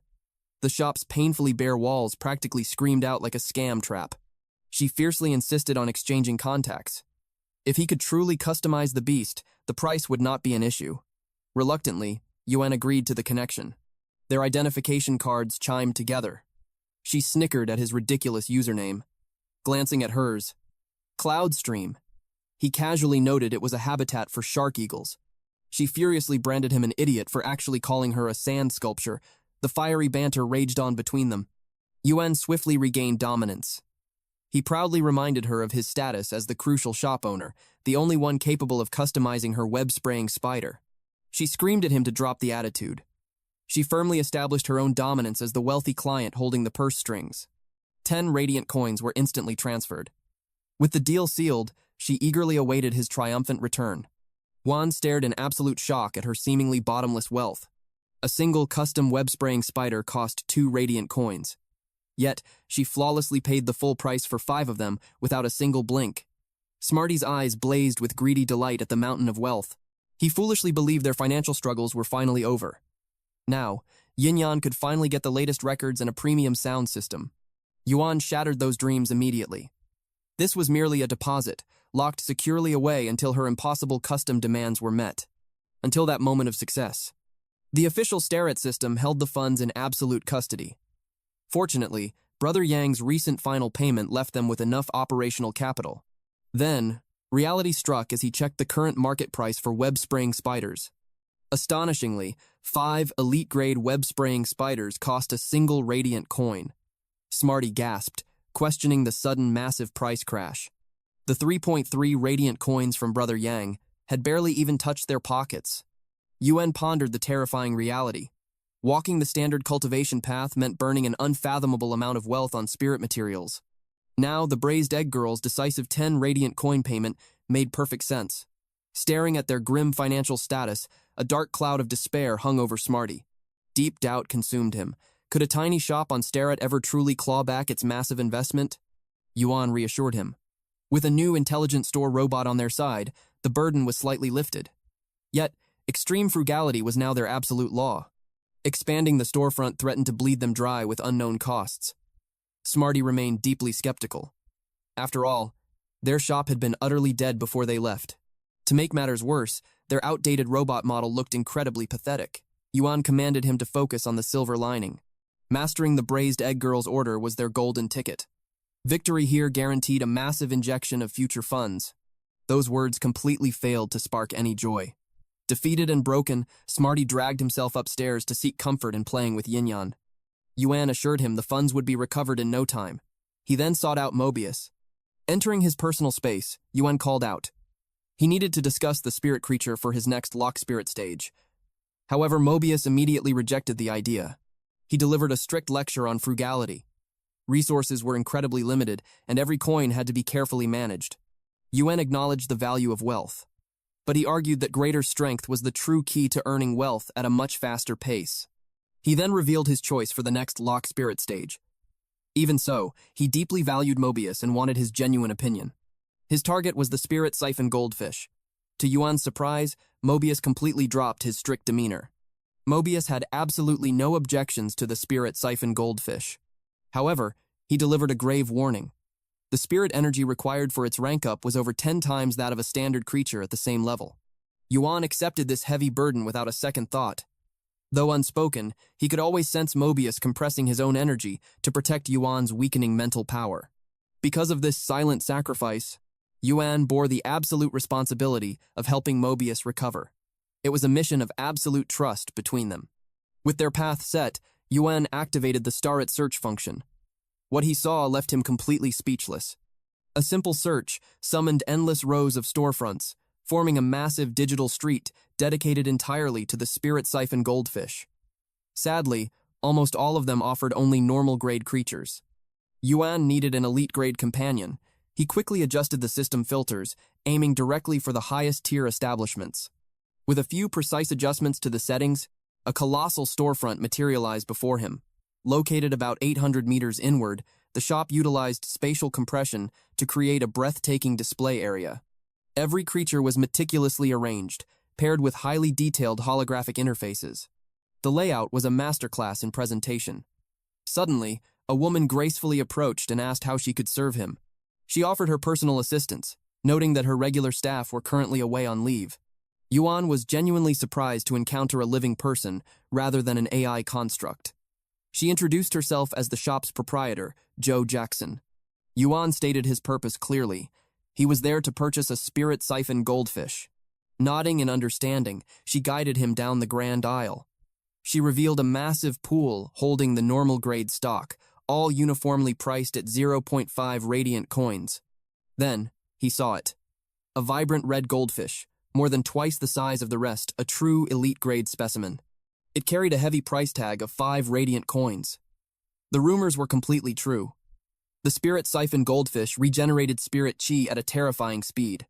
Just standing in its presence made the surrounding qi feel incredibly dense. However, the steep cost forced Yuan to hesitate. Shockingly, even a normal-grade spirit siphon goldfish cost more than an elite-grade web-spring spider. His initial dream of instantly securing an elite-grade creature shattered against reality. Sensing his internal conflict, Joe Jackson explained that these specific display breeds were actually quite average. The truly superior bloodlines would demand a devastating price of at least 7 radiant coins. However, she offered a glimmer of hope. For normal-grade goldfish, the price remained identical, regardless of their specific breed. After all, evolving this specific creature was a notoriously brutal process. Almost no creators dared to accept commissions for their advancement. Yuan respectfully thanked the boss for her vital insight. She simply laughed, warmly telling him to call her Sister Shin. She then asked if aesthetics would be his only deciding factor. But Yuan already knew the path to absolute power. For maximum nurturing potential, he had to select the Dragon Eye type. If it managed to trigger atavism and awaken a true dragon bloodline, it would become a mythical carp leaping over the dragon gate. Still, a sliver of doubt remained. Could he really replicate the miraculous luck he had when the iron-horned rhino ox ranked up? He quickly banished the doubt from his mind. His true objective was to test if the lock spirit space could artificially accelerate the creature's growth. If this gamble succeeded, his shop's ultimate core product would be locked in. Without hesitation, he pointed to his chosen target. Sister Shin noted the selection, politely asking if his grand purchase was complete. Yuan suddenly remembered a critical detail. The water pool inside the locked spirit space still required rigorous testing for its spirit qi capacity. This realization prompted him to buy additional energy ores. Sensing a massive transaction, she immediately offered a bulk discount. The price was slashed to 500 Federation coins per caddy. Yuan ruthlessly ordered 2,000 caddies. The sheer scale of the purchase left her completely frozen in shock. Calmly, Yuan asked if a direct star card scan was acceptable. Shaking off her shock, she quickly confirmed the payment method. She assured him that Ostrich Logistics would safely deliver the massive haul to his registered address. This staggering volume of resources convinced her of one thing. She was dealing with a true heavy-hitting client. Wanting to secure this VIP relationship, she offered one final piece of advice. For feeding the spirit siphon goldfish, she highly recommended butterfly shells. Though the cost was painfully high, they possessed truly miraculous effects for accelerating a spirit creature's natural growth. Yuan expressed his deep gratitude for her expert guidance. But internally, a sharp sting pierced his heart as his very last radiant coins vanished into nothingness. Still, this supply should be enough to feed the spirit siphon goldfish for 3 to 5 months. She suggested they add each other as StarNet friends. That way, he could contact her directly for any future needs. As long as he had the coin, she could source the treasures. Yuan humbly replied that it would be an honor. He was genuinely thrilled. Rare materials were notoriously scarce. A direct supplier would save him endless trouble. He opened his mouth to speak, but she beat him to the punch. She effortlessly guessed his next order. More energy ores, butterfly shells, and spirit siphon goldfish. Yuan confirmed it, adding that inferior-grade ores would do just fine. Higher-grade energy ores contained pure spirit qi. Inferior ores were usually only fit for nurturing normal or elite-grade spirit creatures. Yet, his massive consumption rate sparked her curiosity. Just how colossal was his breeding base? Deep down, she firmly believed that the heavens rewarded true perseverance. Locking Yuan in as a long-term client would guarantee her shop a river of endless orders. To sharpen her competitive edge, a brilliant idea struck her. She offered him exclusive services reserved only for VIP clients. Yuan's interest was instantly piqued. She explained her bold proposal. The shop could purchase his bred spirit creatures and in return supply him with heavily injured ones. These injured beasts were guaranteed to be fresh, high-quality spirit materials. Yuan's eyes burned with excitement. He immediately asked when the next batch would drop. She promised delivery in exactly 3 weeks, swearing to notify him via Starnet if anything shifted. By then, his capital flow would finally stabilize. He saw boundless potential in this new partnership. Suddenly, a strange detail caught his attention. He had been there for ages, yet the shop remained completely empty. It made no sense for a place this good to be utterly deserted. She explained the grand occasion. Today was the match of the sequence 100 Suns, held at the legendary Radiant Stairway of the Starry Sky Tower. Every clerk and customer in the city had flocked to watch the spectacle. Yuan asked if it was the Violet Thorn's 100 Suns. She shook her head with a solemn gaze. It was something far more monumental. The Radiant 100 Suns of the Radiant Federation. With his blood pumping, Yuan left the shop. She called out, assuring him the goods would be delivered soon. He could barely believe the epic clash had already begun. He frantically checked ticket availability, praying for a high-platform seat. Missing this historic event was not an option. His pace quickened to a sprint. He hungered to witness the absolute pinnacle of the Radiant Federation's younger generation. He desperately needed to know the true power gap between these geniuses and Xiao Ai. The grand arena sat at a towering elevation. Even from the outside walls, the roar of the crowd was absolutely deafening. Panting, Yuan cursed the fact that Starnet still forced people to climb physical stairs. By the time he conquered the summit, he was completely exhausted. Thankfully, high-platform tickets were still up for grabs. Another earth-shattering cheer erupted, making him wonder just who possessed such terrifying popularity. Through the sea of people, he spotted Cloudstream, the bee girl, screaming her lungs out. Hearing her name, she whipped her binoculars around. Startled to find Yuan standing right beside her, she bluntly blurted out that his face looked massive in the lenses. Yuan dryly told her to lower the binoculars. Cloudstream shamelessly defended herself, declaring there was no law against cheering for both sides at once. Her logic was flawless. Whoever won, she would celebrate. With sparkling eyes, she asked who Yuan was rooting for. Borrowing her shameless tactic, Yuan claimed he supported them both. That clever answer instantly won her approval. She burst into laughter. She declared that Deep Mountain Old Forest clearly shared her elite taste. Yuan nodded sagely, noting that both combat professionals possessed staggering auras. But the truth was far simpler. He had absolutely no clue who either of these heavyweights were. Swept up in the hype, Cloudstream suddenly grabbed his hand. A second later, reality crashed into her. She yanked her hand back like she had touched burning iron, clicking her tongue in sheer embarrassment. Yuan felt a strange twinge of offense. After all, she was the one who grabbed him in the first place. As a peace offering, she shoved a telescope into his hands, demanding he witness every brutal detail. Mere commentary could never capture the true essence of this battlefield, she insisted. Yuan gladly accepted the peace offering with a smile. Despite her awkward quirks, she was actually a decent companion. Peering through the lenses, he analyzed their vastly contrasting combat styles. But what truly locked his gaze were the rare, healing-type spirit creatures on the field. The tension in the arena skyrocketed. Cloudstream leaned in, asking for his final prediction. Yuan coldly deduced that the higher-ranked sequence member held the absolute advantage. Furthermore, the terrifying pressure of gold-rank spirit creatures already dominated the arena. The fierce warrior with short, red-streaked black hair boldly stepped forward. Her colossal bear spirit roared, raising a massive paw to unleash the devastating molten lava palm strike. A catastrophic tsunami of hellfire surged forward, instantly swallowing the enemy spirit creature whole. The calm, long-haired woman reacted in a heartbeat. She commanded her hibiscus snow tree to unleash snow cold upon the ice soul grass. Instantly, the freezing aura snuffed out the flames, stopping the lava bear's furious assault in its tracks. The short-haired warrior with red streaks quickly realized her opponent's flawless synergy would be incredibly tough to shatter. Yet surrendering was never in her vocabulary. She commanded her lava bear to execute burst charge, aiming to completely lock down the hibiscus snow tree. The blazing beast surged forward like a meteor, its devastating claws slammed into the earth, shattering the arena floor. Yuan stood in absolute awe of this overwhelming offense. Cloudstream explained the matchup. Lady Shiranui was a fierce power assault spiritqi professional, whereas Lady White Devil specialized as a healer. Naturally, Lady Shiranui commanded the absolute advantage in sheer destructive pressure. However, there was zero reason to panic. In the official sequence rankings, Lady White Devil stood on a much higher peak.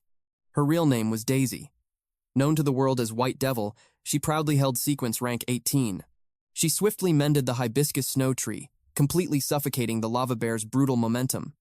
Her opponent, Lady Shiranui, whose real name was Anna, sat at rank 47. Anna was genuinely impressed.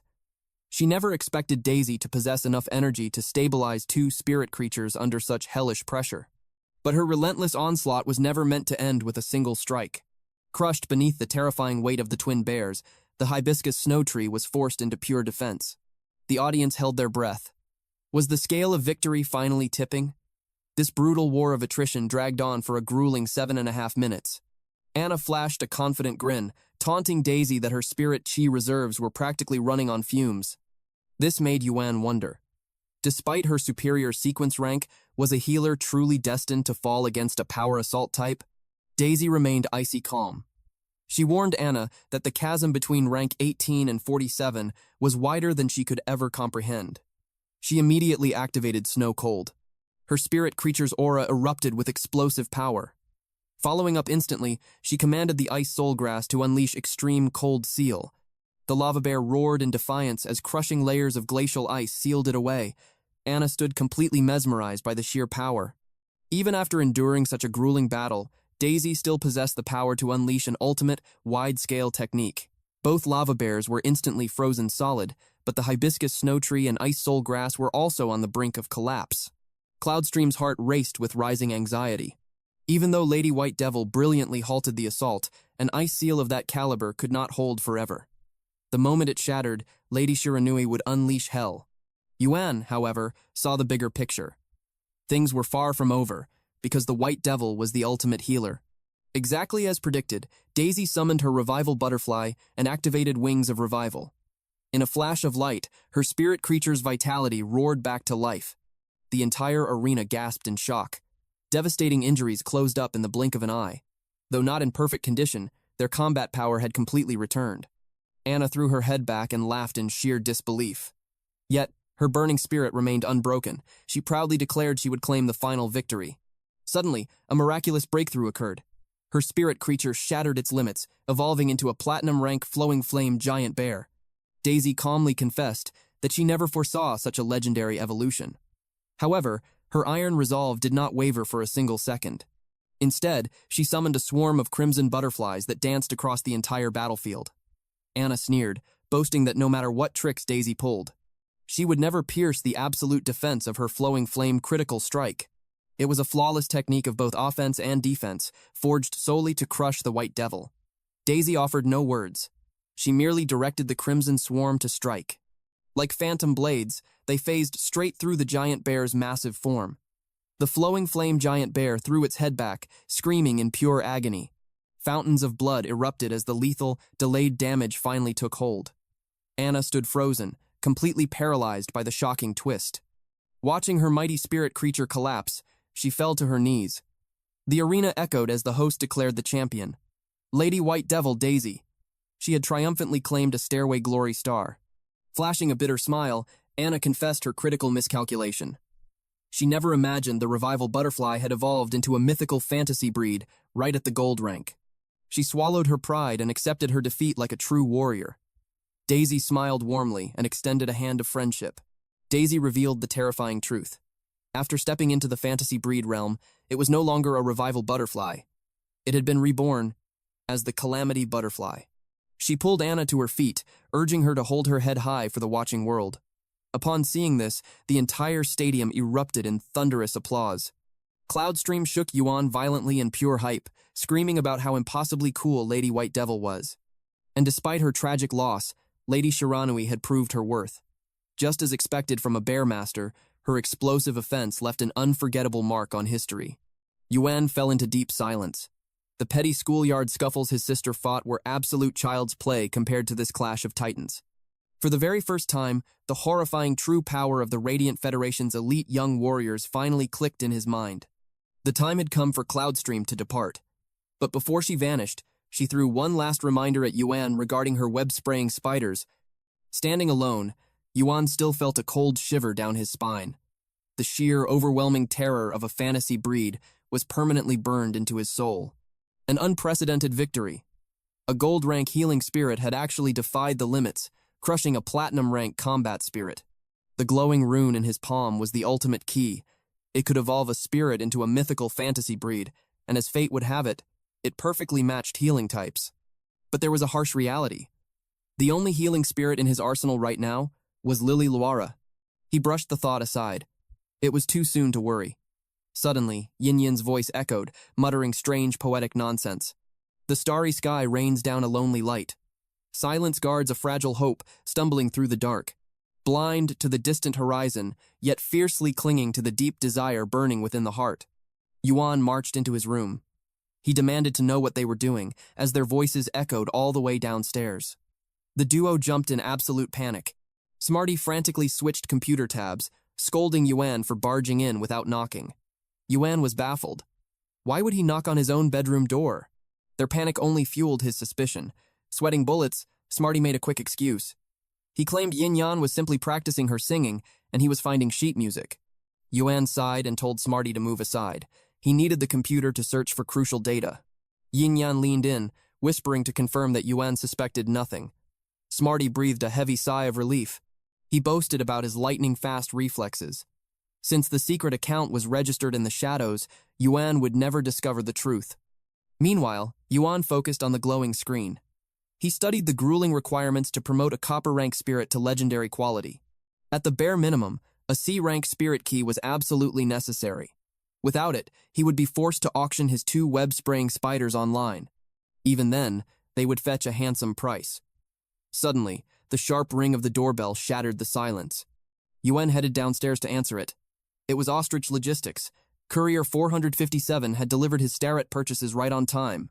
The veteran courier barked orders, urging his rookie partner to quickly unload the highly valuable cargo.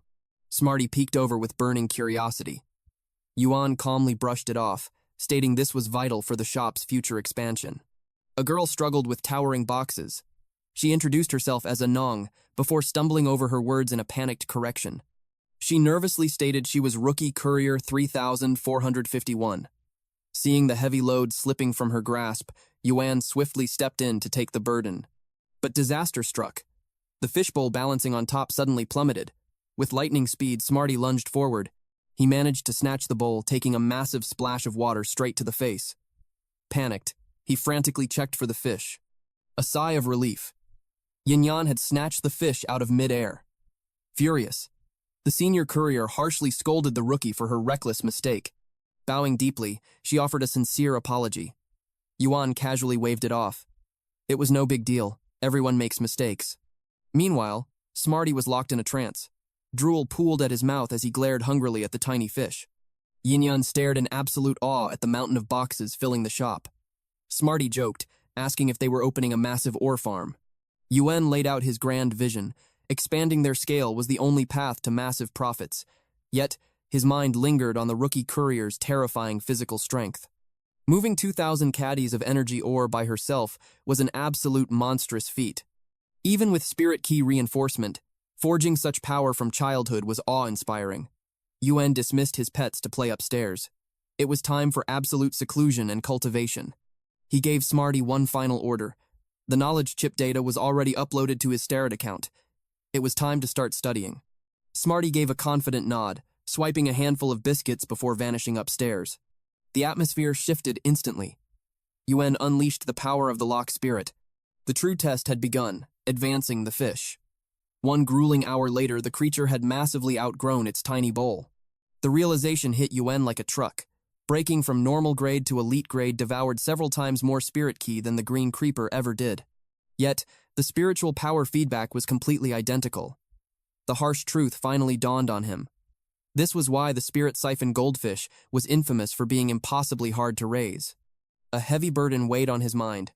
How could he possibly funnel that massive amount of spiritqi into the locked spirit space? 2 intense days passed. The massive fish was finally moved into a grand spirit transformation pool, granting it total freedom. Mobius grumbled with deep jealousy. The fish had plenty of company, while his own spiritual slumber was constantly disturbed for no reason. Yuan relentlessly dumped more energy ores into the pool. He shot back at Mobius, reminding the spirit that he hadn't lifted a single finger to help. The manual labor had been utterly brutal. In just a few days, Yuan had shattered his own limits, hauling over 1,000 caddies of ore. Mobius defensively snapped back, reminding him he was just a powerless spirit body. Meanwhile, Yuan had hit an absolute wall. The spirit key concentration inside the lock spirit space was fully saturated. To push beyond this limit, Mobius would have to wait for the next great advancement. But Mobius carried an unshakable confidence. As long as his evolution continued, their ultimate ceiling would shatter time and time again. For now, the spiritual density was trapped at roughly 5 times that of the outside world. Yuan's eyes burned with fierce determination. He watched the spirit siphon goldfish greedily devour the dense spirit key. A legendary future was waiting to unfold. This was destined to be the shop's signature masterpiece. Yet, awakening a dragon species bloodline would elevate it entirely. He had specifically chosen the Dragon Eye breed for this exact purpose. Mobius warned him that dragon beast blood came at a steep price. Yuan nodded in agreement. Capital remained his greatest obstacle. His only path forward was to rapidly level up spirit creatures. He needed to secure the profit margins immediately. He produced several mysterious boxes, prompting a question from Mobius. Yuan revealed his new assets. The web-spraying spiders. Sales for the elite-grade creepers were steady. However, he desperately needed inventory with unique characteristics. Mobius questioned this strategy. Why move the spiders into the locked spirit space for their advancement? Yuan explained the advantage. The spirit key transformation speed inside was 5 times greater than the outside world. Without delay, he began his work. The spider's quality successfully broke through to the epic grade. Yuan let out a heavy sigh of relief. Achieving epic grade took merely 2 hours. Outside, it would have consumed at least a dozen. Suddenly, a notification flashed on his phone. The results matched his expectations. One spider commanded 1.1 radiant coins, while the other secured 1.3. Fueled by success, Yuan planned to auction the remaining 2. His immediate goal was clear: achieve his first minor financial milestone. Mobius dryly remarked that Yuan was slowly transforming into a complete money grubber. Then, another alert triggered.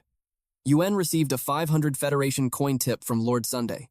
The attached message urged him to maintain his daily live streams. Yuan stared in utter bewilderment. Since when could a Starrett shop receive streaming tips? The realization hit him like a physical blow. He sprinted upstairs, where Yinyan's melodic singing echoed clearly. He burst through the door, demanding answers. The sudden intrusion made them jump in terror. Smarty frantically claimed they were simply studying. Yuan stepped toward the monitor to verify this excuse. Instantly, the 2 companions blocked his path. His eyes widened in absolute shock. They had secretly become visual streamers. The live chat was overflowing with praise for the stunning vocals. Countless viewers were entirely captivated by the melody. They searched Starrett for the track, only to discover it was a pure original. Donations poured in from the audience. Meanwhile, others questioned why the streamers' faces remained hidden behind digital graphics. They had broadcasted under a specific title. The chosen streamer alias was Kuei Yin Luo. Yan stated a simple truth. Without the shared financial system, he would never have caught them launching a secret career. Yinyan beamed with immense pride over the title. Crafted by Smarty, it perfectly suited Yinyan's love for consuming green creepers. Yuan observed her glowing confidence. Since they refused to reveal their faces, he wondered why they selected the visual streaming path. She eagerly explained Smarty's logic. It was the only strategy to stand out and create true differentiation within their category. Yuan turned his interrogation toward Smarty. The companion admitted that studying for hours caused mental fatigue, making it wiser to let Yin utilize the remaining time. He reviewed the newly minted account. Despite a flurry of bullet comments, their actual follower count remained remarkably low. Viewing this as a harmless pastime, he decided to let them enjoy their game. Most sound birds naturally exercised precise control over their sonic waves.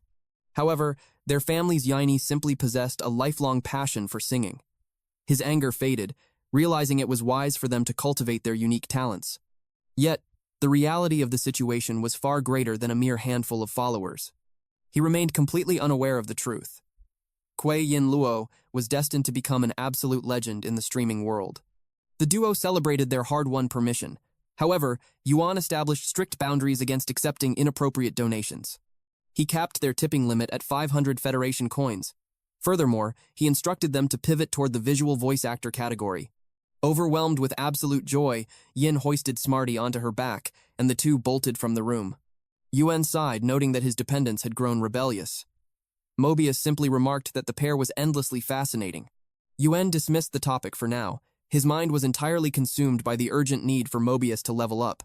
The spiritqi concentration in his spatial realm had hit a severe bottleneck.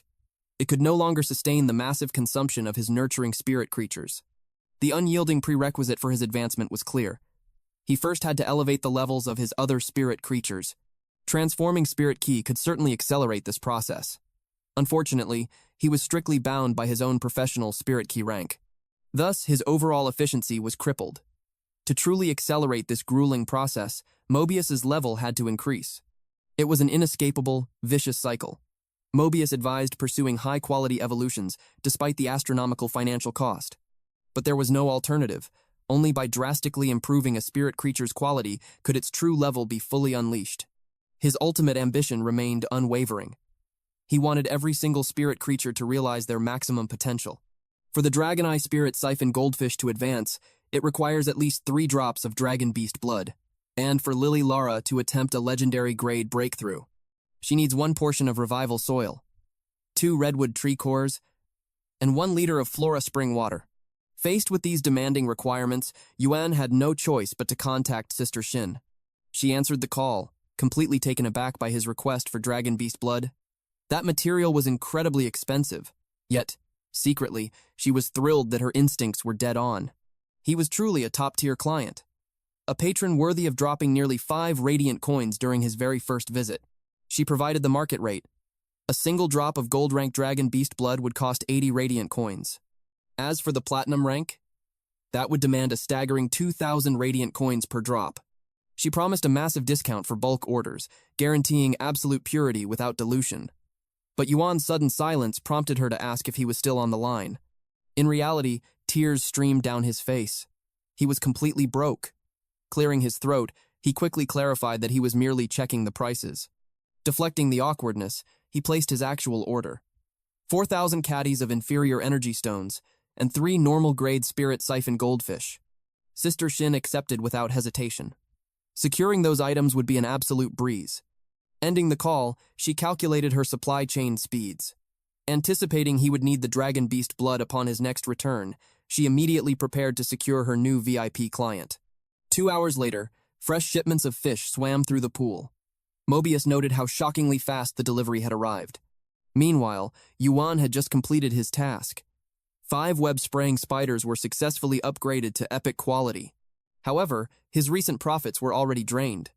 He was down to just 0.4 radiant coins, and the spiritqi in the spatial domain was depleted by over half.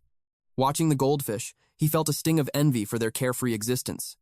With a heavy sigh, he began tossing in their feed. Suddenly, the original goldfish became highly aggressive.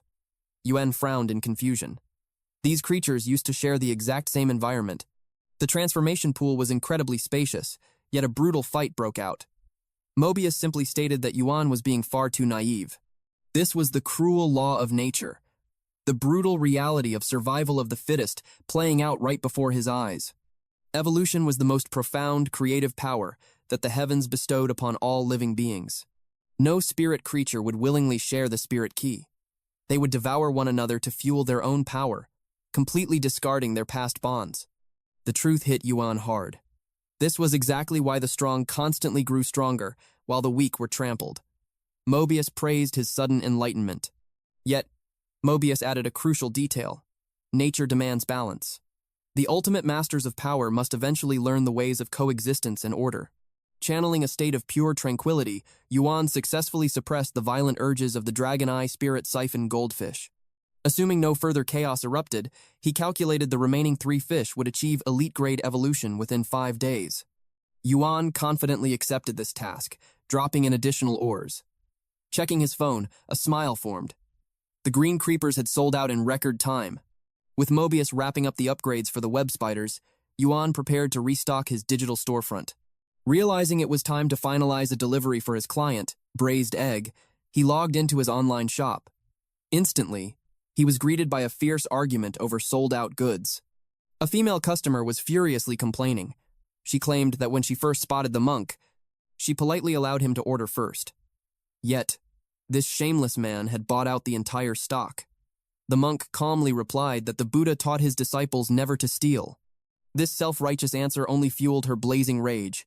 Seizing him by the collar, she screamed, "How dare he lecture her after she showed him mercy?"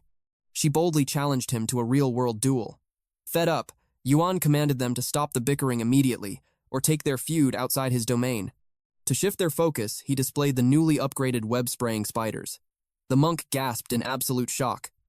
The craftsmanship radiated the aura of a 2-star creator.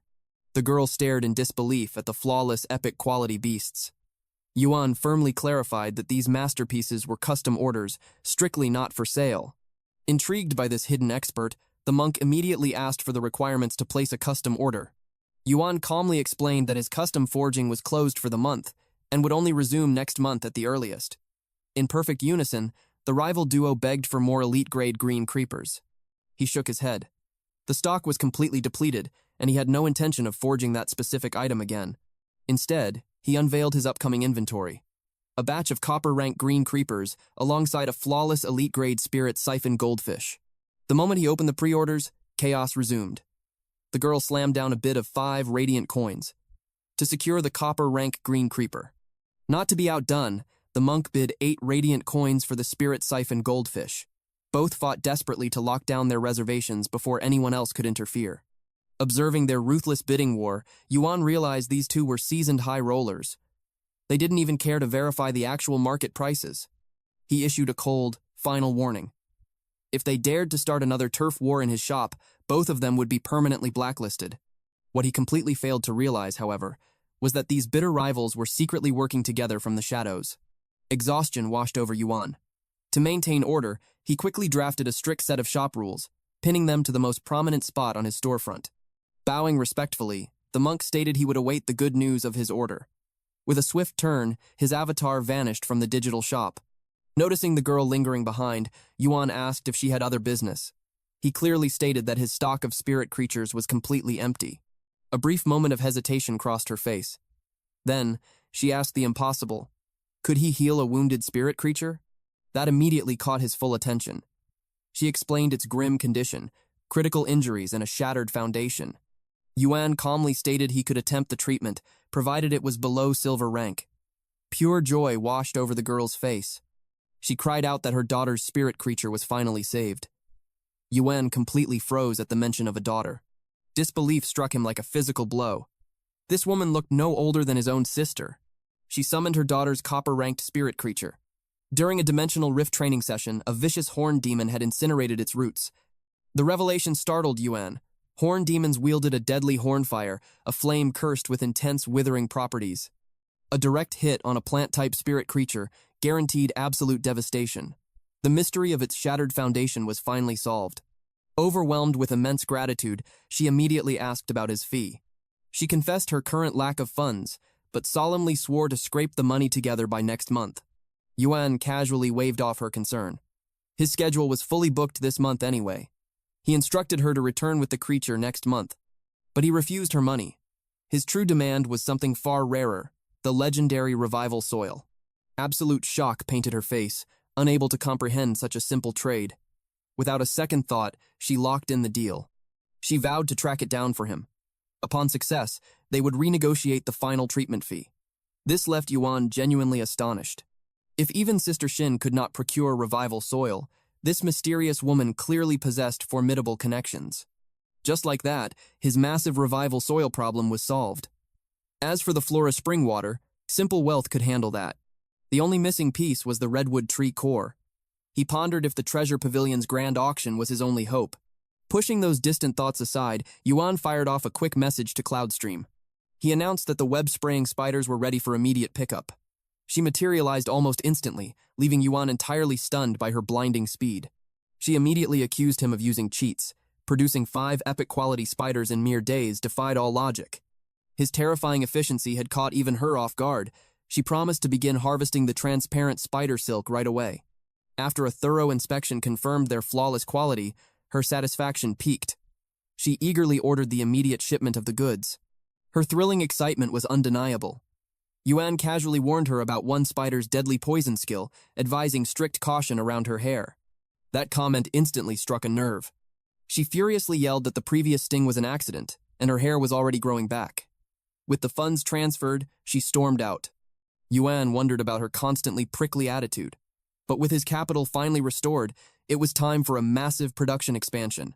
He rapidly secured orders for additional evolution materials, ensuring his wealth would continue to multiply. The butterfly tail spirit-siphoned goldfish were selling incredibly well, and a massive restock of green creepers was absolutely necessary. Spotting Smarty's wide, bulging eyes, Yuan asked if heavy studying had caused the strain. Smarty denied it, admitting his mind was tangled in complex concepts. The creature questioned the deep complexities of spirit-creature evolution. Yuan urged him to clarify his profound doubts. Smarty pointed out a strange flaw. Spirit-creature evolution did not always prioritize basic survival or pure combat power. If that were true, these creatures would literally starve to death during the evolution process. The profound theory felt entirely too abstract. Yuan searched his mind for a perfectly grounded example. His gaze locked onto the green creeper. It was the perfect subject, considering Smarty devoured it on a daily basis. Yuan challenged him to imagine himself as a green creeper. What evolutionary path would guarantee his ultimate survival? Smarty declared he would shed his leaves to avoid predators. Then, he would mutate deadly toxins to punish any accidental bites. Finally, he would forge an unbreakable exterior, requiring less water. Yuan pictured a terrifying, poisonous cactus instead. Yuan bluntly shattered that illusion. That entire line of logic was fatally flawed. Smarty gasped, believing his survival strategy was absolutely perfect. Without a word, Yuan summoned the evolved, copper-ranked form of the green creeper. Smarty's jaw dropped at the staggering difference. The plant was incredibly fresh, wildly juicy, and undeniably delicious. It practically looked like it was begging to be eaten. Yuan revealed the plant's true master plan. Its evolution broadcasted a universal message. It was an endless supply of mouth-watering food. In exchange, powerful spirit creatures would fiercely protect and nurture it. This brilliant sacrifice secured its eternal dominance in the ruthless ecosystem. Stubborn to the end, Smarty quietly muttered his disagreement. He would rather evolve into a completely unpalatable nightmare. The worse it tasted, the better. Yuan realized that endless studying had trapped his mind. That was exactly why the answer kept slipping away. He decided to step out for a walk. Yinyan beamed with pure joy. It had been far too long since they last shared a moment outside. Yuan admitted they had grown completely reliant on online deliveries. Suddenly, a colossal screen caught their attention. City Lord Ling Xiao stood before the masses. He announced a massive reform to the Radiant Federation Creators Guild and its certification exams. The new rule was absolute. Anyone who conquered the 1-star creator assessment within 2 hours would bypass 3 lifestyle profession tests. They could directly challenge the prestigious 2-star creator exam. This revelation struck Yuan like lightning. He could reach 2 stars in a single bound. His eyes burned with an unyielding resolve to claim that rank. Yinyan cheered him on with unwavering faith. Then, the broadcast shifted to a grim update from the Federation. Dimensional rifts were entering a highly volatile state. For the next 6 months, a catastrophic exotic beast tide would wash over the land. The Radiant Federation officially declared a state of absolute combat readiness. Citizens were urged to brace themselves and abandon all panic. To weather this storm, the Federation mobilized its ultimate shield. The legendary Spirit Guards would be deployed to crush the invading beast tide. Powerful images of the Spirit Guards in their glorious armor flashed across the towering screen. A buried memory suddenly struck Yuan. He remembered asking his parents where they were going when he was young. They smiled, promising to return before he even woke up. But dawn brought only tragedy. A bloodied man arrived at their door, carrying devastating news about his parents. When his little sister woke up and asked for them, Yuan's heart shattered. He had to tell her they were never coming back, leaving her wailing in absolute sorrow. Yuan pulled her into a desperate embrace, swearing he would protect her forever. In his trembling hands, he clutched the heavy badges his parents had left behind. Caught in the phantom pain of the past, Yuan stood completely frozen. He didn't even notice Yinyan and Smarty panicking as they tried to wake him. Gasping for air, he finally snapped back to reality. He hugged them both tightly, swearing he was fine, and signaled it was time to retreat home. The puzzle pieces finally aligned in his mind. Those rusted badges were the sacred emblems of the spirit guards. The second Yuan breached his front door, he dove into action. He fired up his terminal, desperate for answers hidden in the digital void. His suspicions were completely validated. The apocalyptic rift that tore through Xia County 10 years ago was suppressed by none other than the spirit guards. He devoured every archived report he could find. The ancient data revealed a terrifying energy source pulsing from the rift's deepest core. He rapidly skimmed through the bleak timeline. At exactly 7 in the morning, a level 4 swamp dragonfly shattered the frontline defenses. It maimed 30 defenders before the Wind and Thunder Squad finally executed it. By 3 in the afternoon, a true nightmare emerged. A level 5 rotting bone silkworm erupted from the abyss, unleashing devastating corrosion and horrifying corpse control. The Captain General descended with elite vanguards, fighting to seal the rift while slaughtering the monstrosity. By 8 at night, the beast was crippled, but the earth was forever tainted. Miraculously, no civilians perished. Yet 120 warriors were severely wounded, and 53 souls vanished into the void. The operation to seal the rift would take 72 grueling hours. But the name Rotting Bone Silkworm struck a painfully familiar chord in Yuan's memory. He uncovered a chilling detail about its ultimate attack. Bone-devouring gang was an absolutely devastating mutual destruction technique. It was a suicide strike. The Rotting Bone Silkworm could only unleash this horror by sacrificing its own life at the absolute brink of death. The brutal truth slammed into Yuan's mind. Uncle Lee was definitely a spirit guard. His trembling gaze fell back to the cold metal badges left by his parents. The world was a merciless domain. Boiling lava to the south, frozen wastelands to the north. Endless deserts choked the west, and bottomless quagmires drowned the east. Humanity's last bastion, the Radiant Federation, survived only in the fragile cracks between these 4 deadly extremes. Countless vicious spirit creatures prowled the borders. The spirit guard stood as the absolute shield, holding the line against catastrophic exotic beast invasions. A heavy knot formed in Yuan's stomach. Had his parents been stationed in one of these hellish death zones? They had carried that secret in absolute silence. Suddenly, he noticed faint engravings on the metal. Wiping away a decade of dried blood, the number 2837 emerged. His heart raced against his ribs. Was this their official serial number within the legendary spirit guards? He tried to dig deeper into the digital archives. Suddenly, a blazing red warning locked his screen.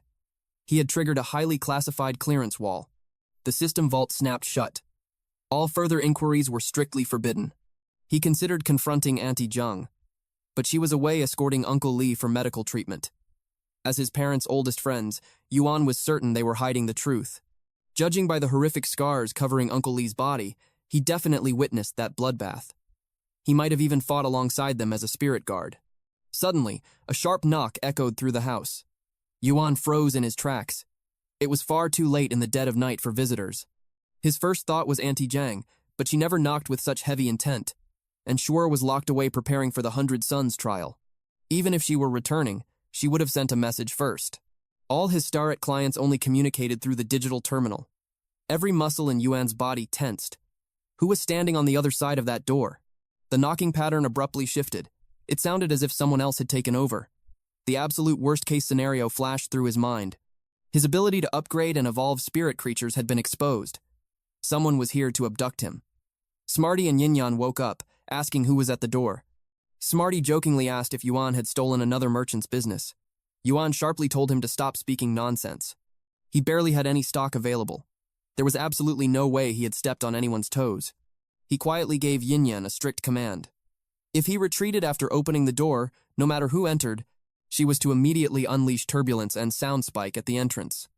He cracked the door open slightly, asking who they were looking for. A man and a woman stood outside. The man asked if he was the child of Lin Yuan and Chu Yen. Yuan asked if they knew his parents. The woman instantly pulled out a badge, knowing perfectly well he would recognize it. She softly said that she never expected him to grow up this much. Then she introduced herself. They were from the spirit guards. Her name was Su Jin, though she preferred the title Auntie Su. The man beside her was Dong Hai. He asked if Yuan had recently tried to access the spirit guard's internal database. That was exactly how they had tracked him down. This confirmed everything. His parents had truly been members of the spirit guards. Dong Hai admitted it was a very long story. The aftermath of that specific battle had been pure chaos. Back then, many spirit guards executed missions under hidden identities, making future investigations incredibly difficult. The headquarters' follow-up operations still had several unresolved gaps. They deeply apologized for arriving so late. Then, he handed Yuan a heavily blood-stained piece of cloth.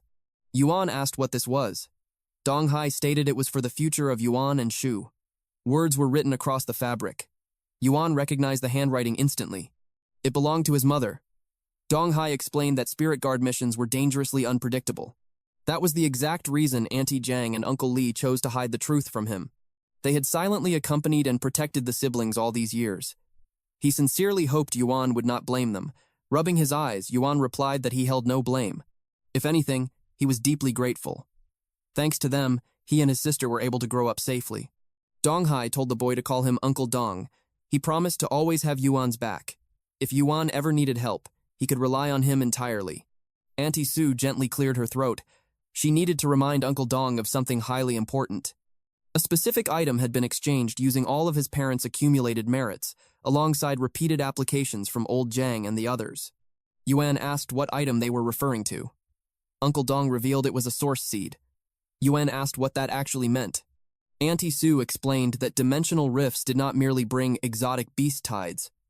They also birthed rare treasures known as source-type items. Only when a source-type item was completely removed would a rift finally close. The source seed was exactly that. A source-type treasure fully capable of sealing a level 2 dimensional rift. Alright, that wraps up today's story. If you want weekly chapter updates for this series, they will now be uploaded on my second channel, Manhwa Updater. So, if you do not want to miss what happens next, make sure to check it out and join the update gang. Thank you for watching. Stay cool, stay awesome, and I will see you in the next one.